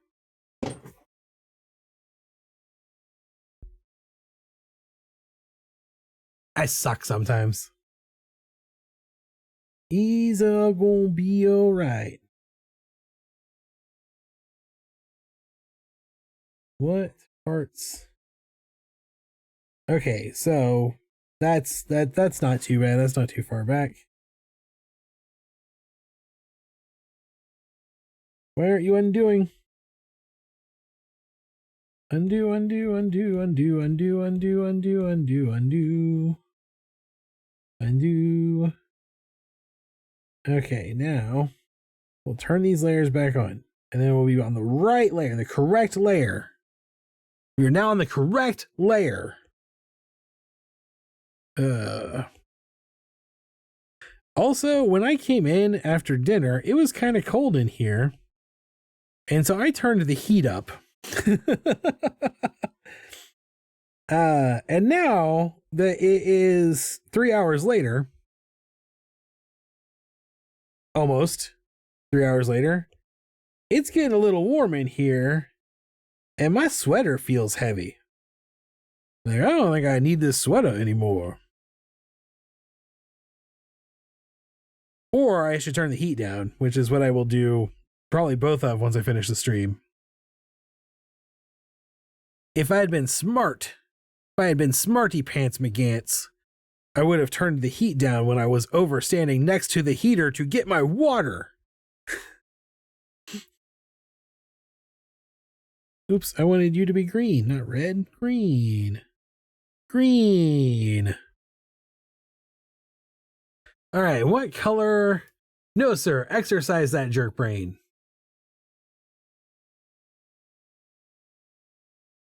You're right. I will exercise my jerk brain. I'll go get on the treadmill. I know you said exercise. I was trying to make a joke. I was trying to be funny, and it didn't come out funny. I think, you know what I think would be really, really funny? I'm going to do something. I think it would be really funny. This is what I'm thinking. What if we made Bigfoot's vest like safety orange?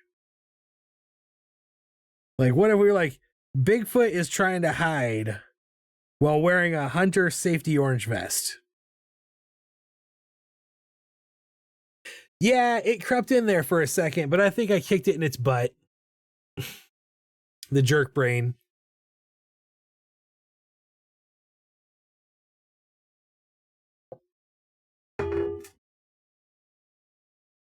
Gotta halt. Think it through. I'm thinking about making some halt stickers. I think those would be fun stickers to make. I think I've talked about halt on the stream before, but if I haven't, halt is an initialism, an acronym, not an acronym. It is timely. It's an acronym. It stands for hungry, angry, lonely, and tired. And it's one of the things when you are starting to feel like when you're feeling a little overwhelmed and a little upset, and maybe jerk brain is settling in, you have to halt and ask yourself, am I hungry? Am I angry? Am I lonely? Am I tired?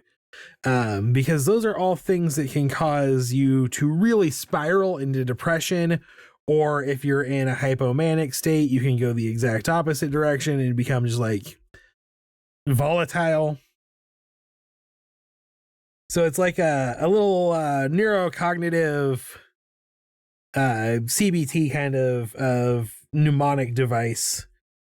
You know, should check in on yourself and make sure that you're not experiencing physical stuff that can be causing your mental, emotional stuff. And I for one, like that crap. Actually, I'm gonna do like a red, like a berry red, yeah, on this camp chair, just to make it stick out more. I was gonna do green because the camp chairs I owned most recently were green like that, but I decided to do a berry red, make it pretty. And then we're gonna get our stainless steel color again. do this metal like that. And let's do white on this cooler. Ooh, no, I'm crazy. You're a crazy man, Matt.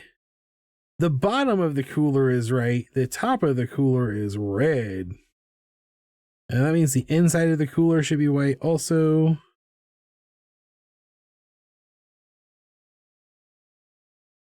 But these cans can be blue.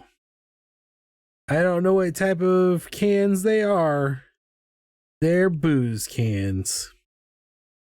They're cooler cans. That's what they are. And I think I'm actually going to go like a little deeper blue here. Am I going to come in here? Color you in like that. And I'm going to make this ice kind of blue. Just so it looks cold. Just to make it look cold. You know, a little cold action.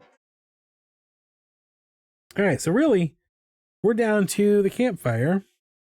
So everyone knows a good steak is a little brown.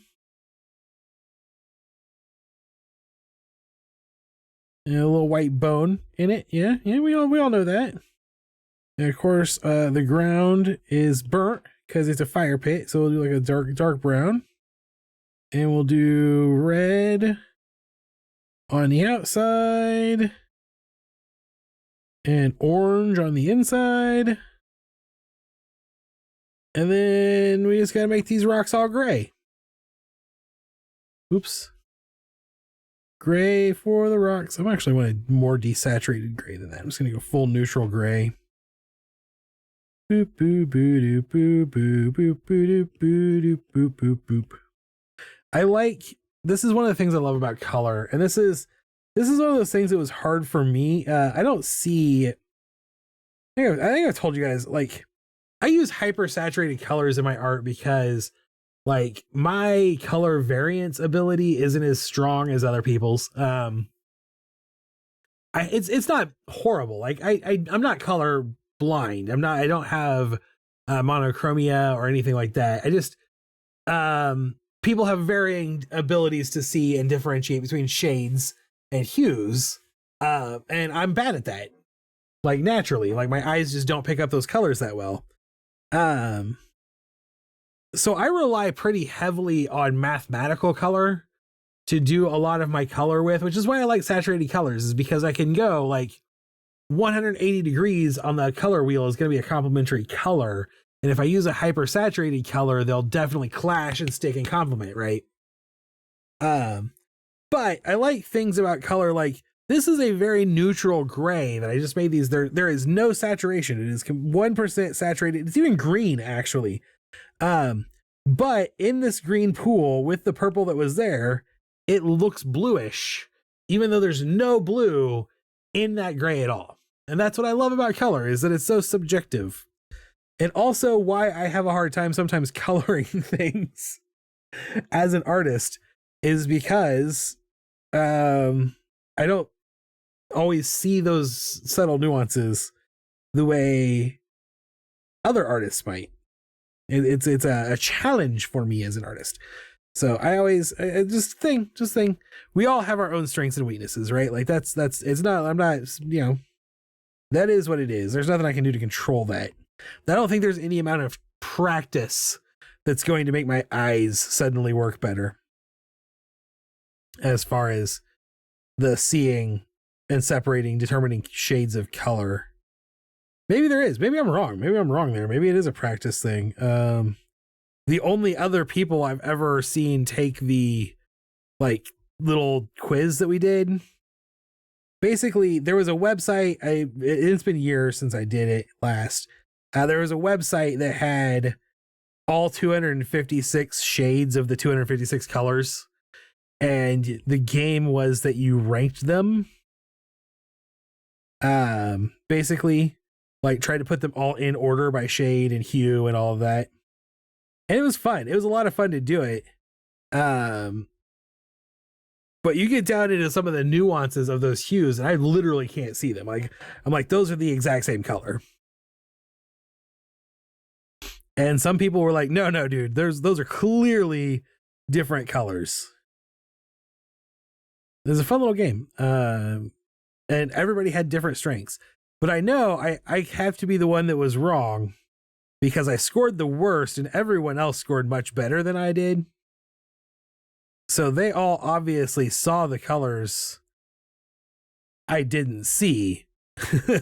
And we're like, well, that was the whole reason we did it, is because everyone sees colors differently. And the whole point of that game was to like, it was collecting data. It was a research tool for how people see color. And like, it would show you like people of a certain age group have a different average ability to see color than people of like born a certain sex have the ability to see color on average in a different, like this well versus this well. And the data holds out the idea that people born female have a little bit better ability to see color on average. Again, it's all averages, it's all statistical, so it's not like a hard fast rule, but it makes sense evolutionarily, because the idea behind that was always like kind of BS in how we assumed it, because we now know that our society didn't work this way. But the idea is that more women were gatherers, and so the ability to tell the difference between the poison berries and the tasty berries, when the difference was this really nuanced fleck of pink, was an important evolutionary advantage. But we also now kind of know that that whole concept of our hunter-gatherer society being that gender biased is wrong. So not particularly useful reinforcement of that data. But it does kind of reinforce like the idea of there's the stereotype that like men see white, and white, and women see eggshell, cream, beige, and off-white, you know. It was just interesting. It's all anecdotal statistical information from a self-selected group of participants, so it's not hard science. I just thought it was fun. I wouldn't like base a life practice off of it.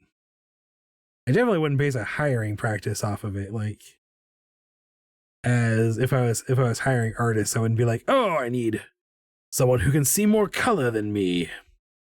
Bring me the femalist eyes. But I would give them the test if that was necessary. If that was an important part of the job, I would give them the test. See who has, like, here is a test to see who can see colors the best. It's not the only determining factor on whether or not you get a job, but it is going to be part of it.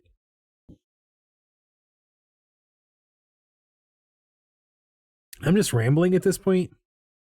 I hope I'm not driving anyone crazy. I could totally start rambling about my hiring philosophy and how I made those determinations.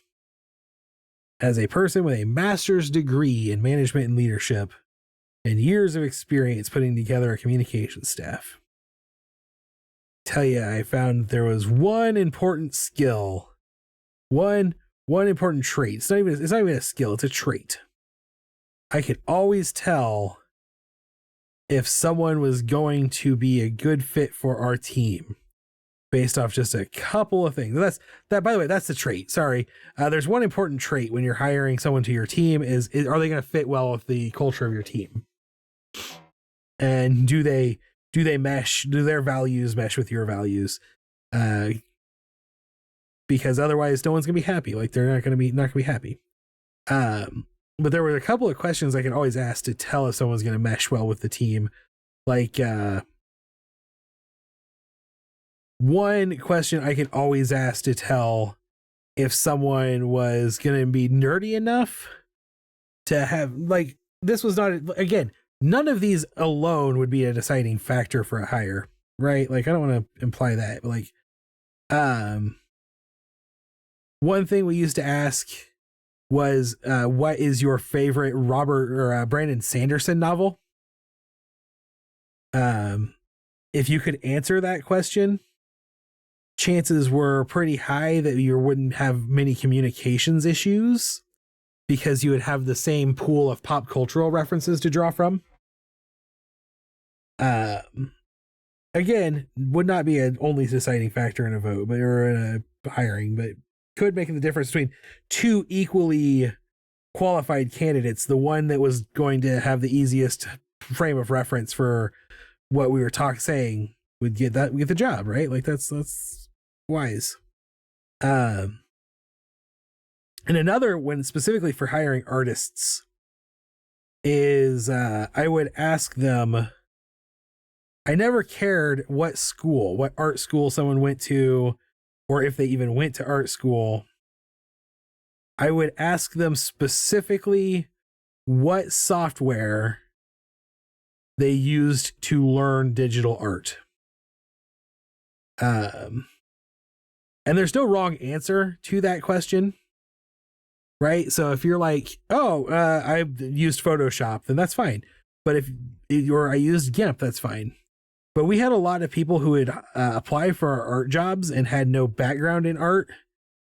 And again, does not preclude them from getting hired. But if they couldn't answer that question, it told me that they didn't actually spend time doing those things. Because, like, if you care about doing digital art, right? Like, if you care about doing graphic design or doodling, you will have a program that you use. I used to tell the communications director, I don't care what answer they give me as long as they give me an answer, because otherwise what they're telling me is that they don't care enough about the craft to have invested time in it. And I'm like, they can learn any software. They can learn to use the Adobe software that we use, right? Like, that's not a problem. But if they can't, if they've never even like tried, then they're not ready to run at our level. It was like, now I had people at the department that worked in other areas of the department who took classes with me on how to use the Adobe software, and we got them licenses. And so they can start learning, because I mean, you don't always have the resources, but you know, you can't work in a professional position for a decent wage if you don't have the skill set developed yet. I hate being that guy, but like, my job was literally holding those standards, and sometimes having to be the bad guy. I always hated being the person who had to hold standards. Standards suck. Standards are for other people. Not entirely true. It's one of the things that makes me so hard on myself so often. It's one of the reasons I have bad imposter syndrome a lot. Is I actually like actively hold high standards on everything, including myself. Can be dangerous sometimes, but I'm just like, anything worth doing is worth doing well, right? You know? Oh, well, that was a rambly rant for a while. This Bigfoot picture just has a lot of pieces to it. So there's a lot of just, oh, I can explain that I'm doing shading again, I guess. But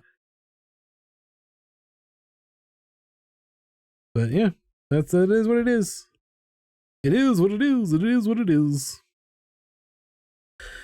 Sometimes I just make things happen.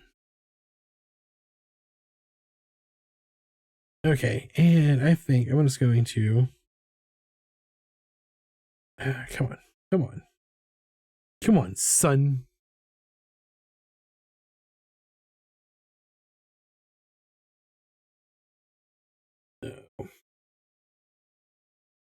Part of me, there are times when part of me is glad that I no longer work in an environment like that, but there are also part of me where I'm like, man, I spent a lot of time developing skills that I don't use anymore.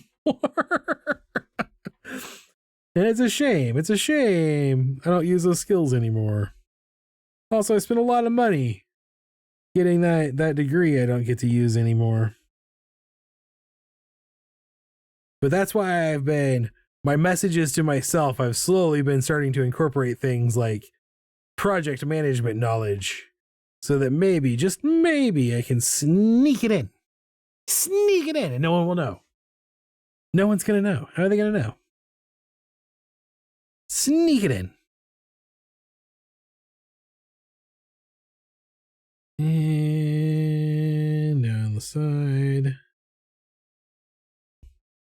It's like, I'll teach the entire creative community how to do project management and they'll love me for it forever. No one has ever hated the project manager, ever.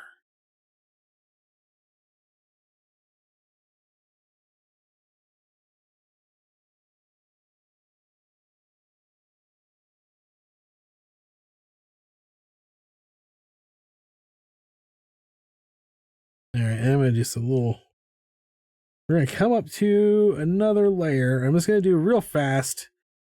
I was going to call this done because really it's that time and there's not that much more I can do to this picture. But I do want to just come up here and add in just a little bit. Oops. Nope, that's not going to work. I was going to add just a little orange highlights, little yellow, little highlights from the fire is what I want to do here.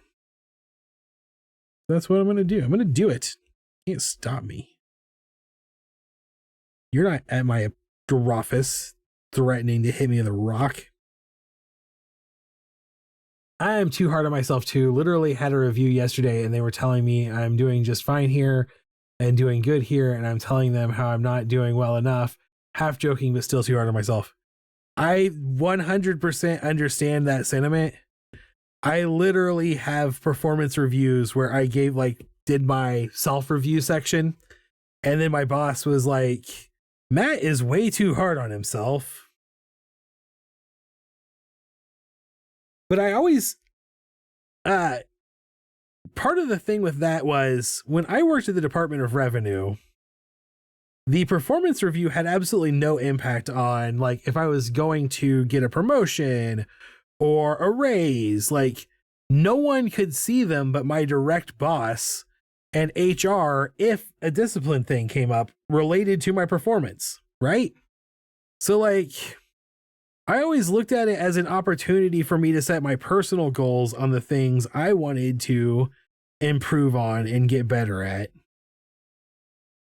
And so I was always pretty hard on myself and really tried to be as objective as I could be about my strengths and weaknesses so that I could make little plans like I want to get better about not hitting people with books during meetings.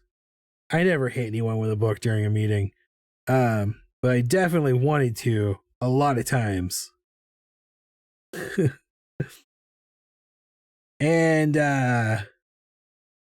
so I was usually very hard, very critical to myself on those reviews. And I would still do that today. I should give myself a performance review. It's a year of running Taco Viking Studio. I should give myself a performance review on how well I did.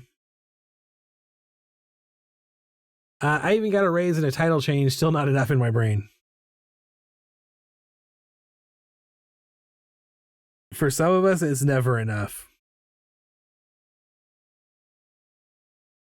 You know what? Here is an important truth, though.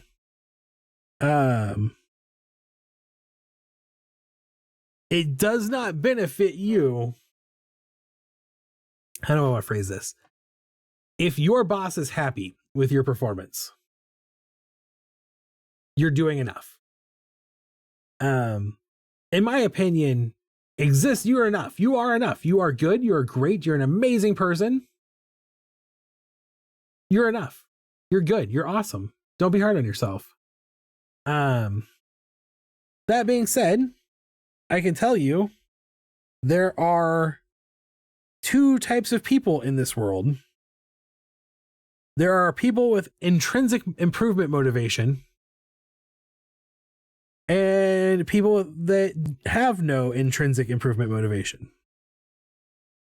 And in my experience, the people who are intrinsically motivated, the people who want to get better and strive for improvement, that are constantly learning and trying to do better, people who are super critical about how they perform their work and their jobs, those are the most highly valuable employees you can have.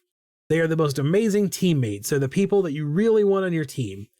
They're the people who go above and beyond, and they never question that they are. And companies will abuse them.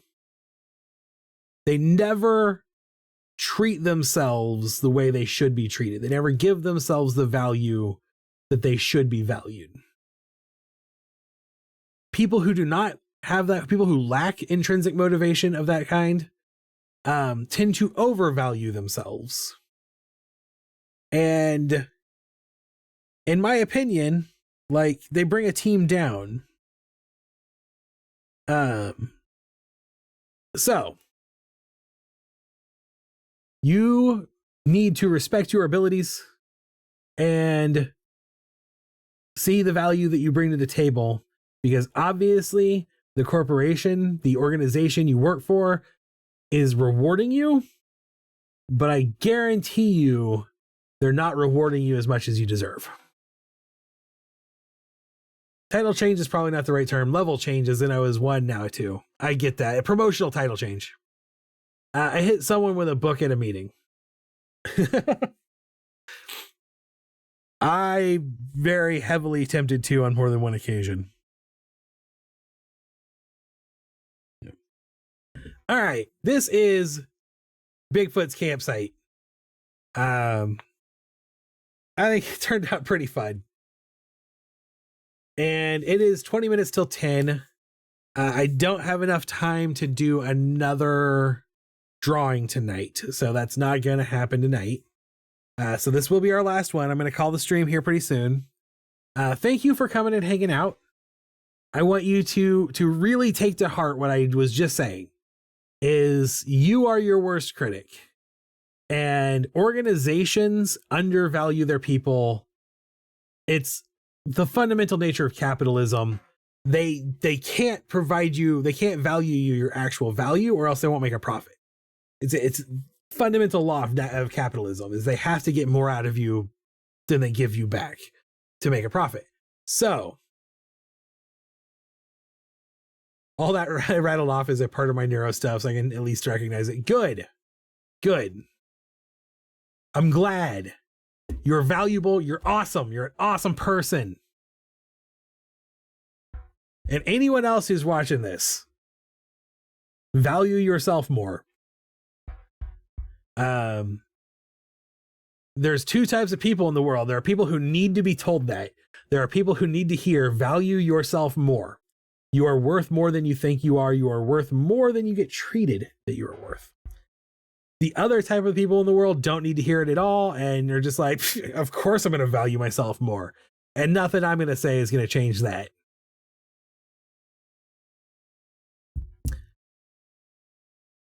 Thank you for coming and hanging out with me. I'm glad that you enjoyed this. I had a lot of fun. Bigfoot's campsite turned out pretty good. It's fun little picture. It's not going to win any awards. I probably wouldn't ever sell it on anything, but I had fun drawing it. I really liked that I gave him a little orange safety vest. I thought that was a clever touch. Let's see, what else did we draw tonight? We drew the HMS Taco. This is the Taco Viking spaceship. It's a Viking longship / taco in space. We drew the Sloth's Daydream. And I will be sharing this image right here, the blank sloth image, with the world so that everyone can decide they're on their own what their personal headcanon for Sloth's Daydream is. I'm getting a lot of buffering issues too, so I don't know how far behind I am from here, even with refreshing. Hopefully not too far behind. I hope not. And before the stream even started, I drew Grinch Matt sneaking in to draw some doodles for you. So thank you for coming out. It looks like I might be in the red a little bit. I'm not dropping that many frames. So I might be lagging behind a little bit too. Hopefully not too bad. Hopefully not horrible. But thank you guys. I have had a lot of fun tonight. You got me all riled up. I told you at the beginning, I was in a mood. I'm still in a mood, and now I'm sweaty and in a mood. If you are a Patreon member and you're in the greater Springfield area and you want to get your Patreon package immediately, I will have them at the C Street Market tomorrow, the coziest little market in town, 3 p.m. to 7 p.m. I will be there, 321 Commercial Street. You can come by and pick up your package. I'll have all of them with me. If you are not able to come pick your package up at the C Street Market tomorrow, they will go out in the mail on Monday. They are supposed to go on the 15th. The 15th is Sunday. They'll go out on Monday. So I hope that you can come get them. Otherwise, it'll probably be a week or so until you get them. I know that my Patreon member in New York usually gets his before the people in Springfield, even though I mail them all out at the same time. It got better as soon as I said it, of course, right? Yeah, that's all I was gonna say about that. I will be at the market tomorrow. I hope you'll come hang out for a little bit. Weather should be decent. It's supposed to stop raining right before the market starts. So thanks for hanging out. I hope you've had a good time. I will be back next week, Monday night, to draw more doodles, doodle more doodles for you. So be cool, be kind, value yourself. But most importantly, remember, as always, to stay weird. Thanks for watching. Have a great night.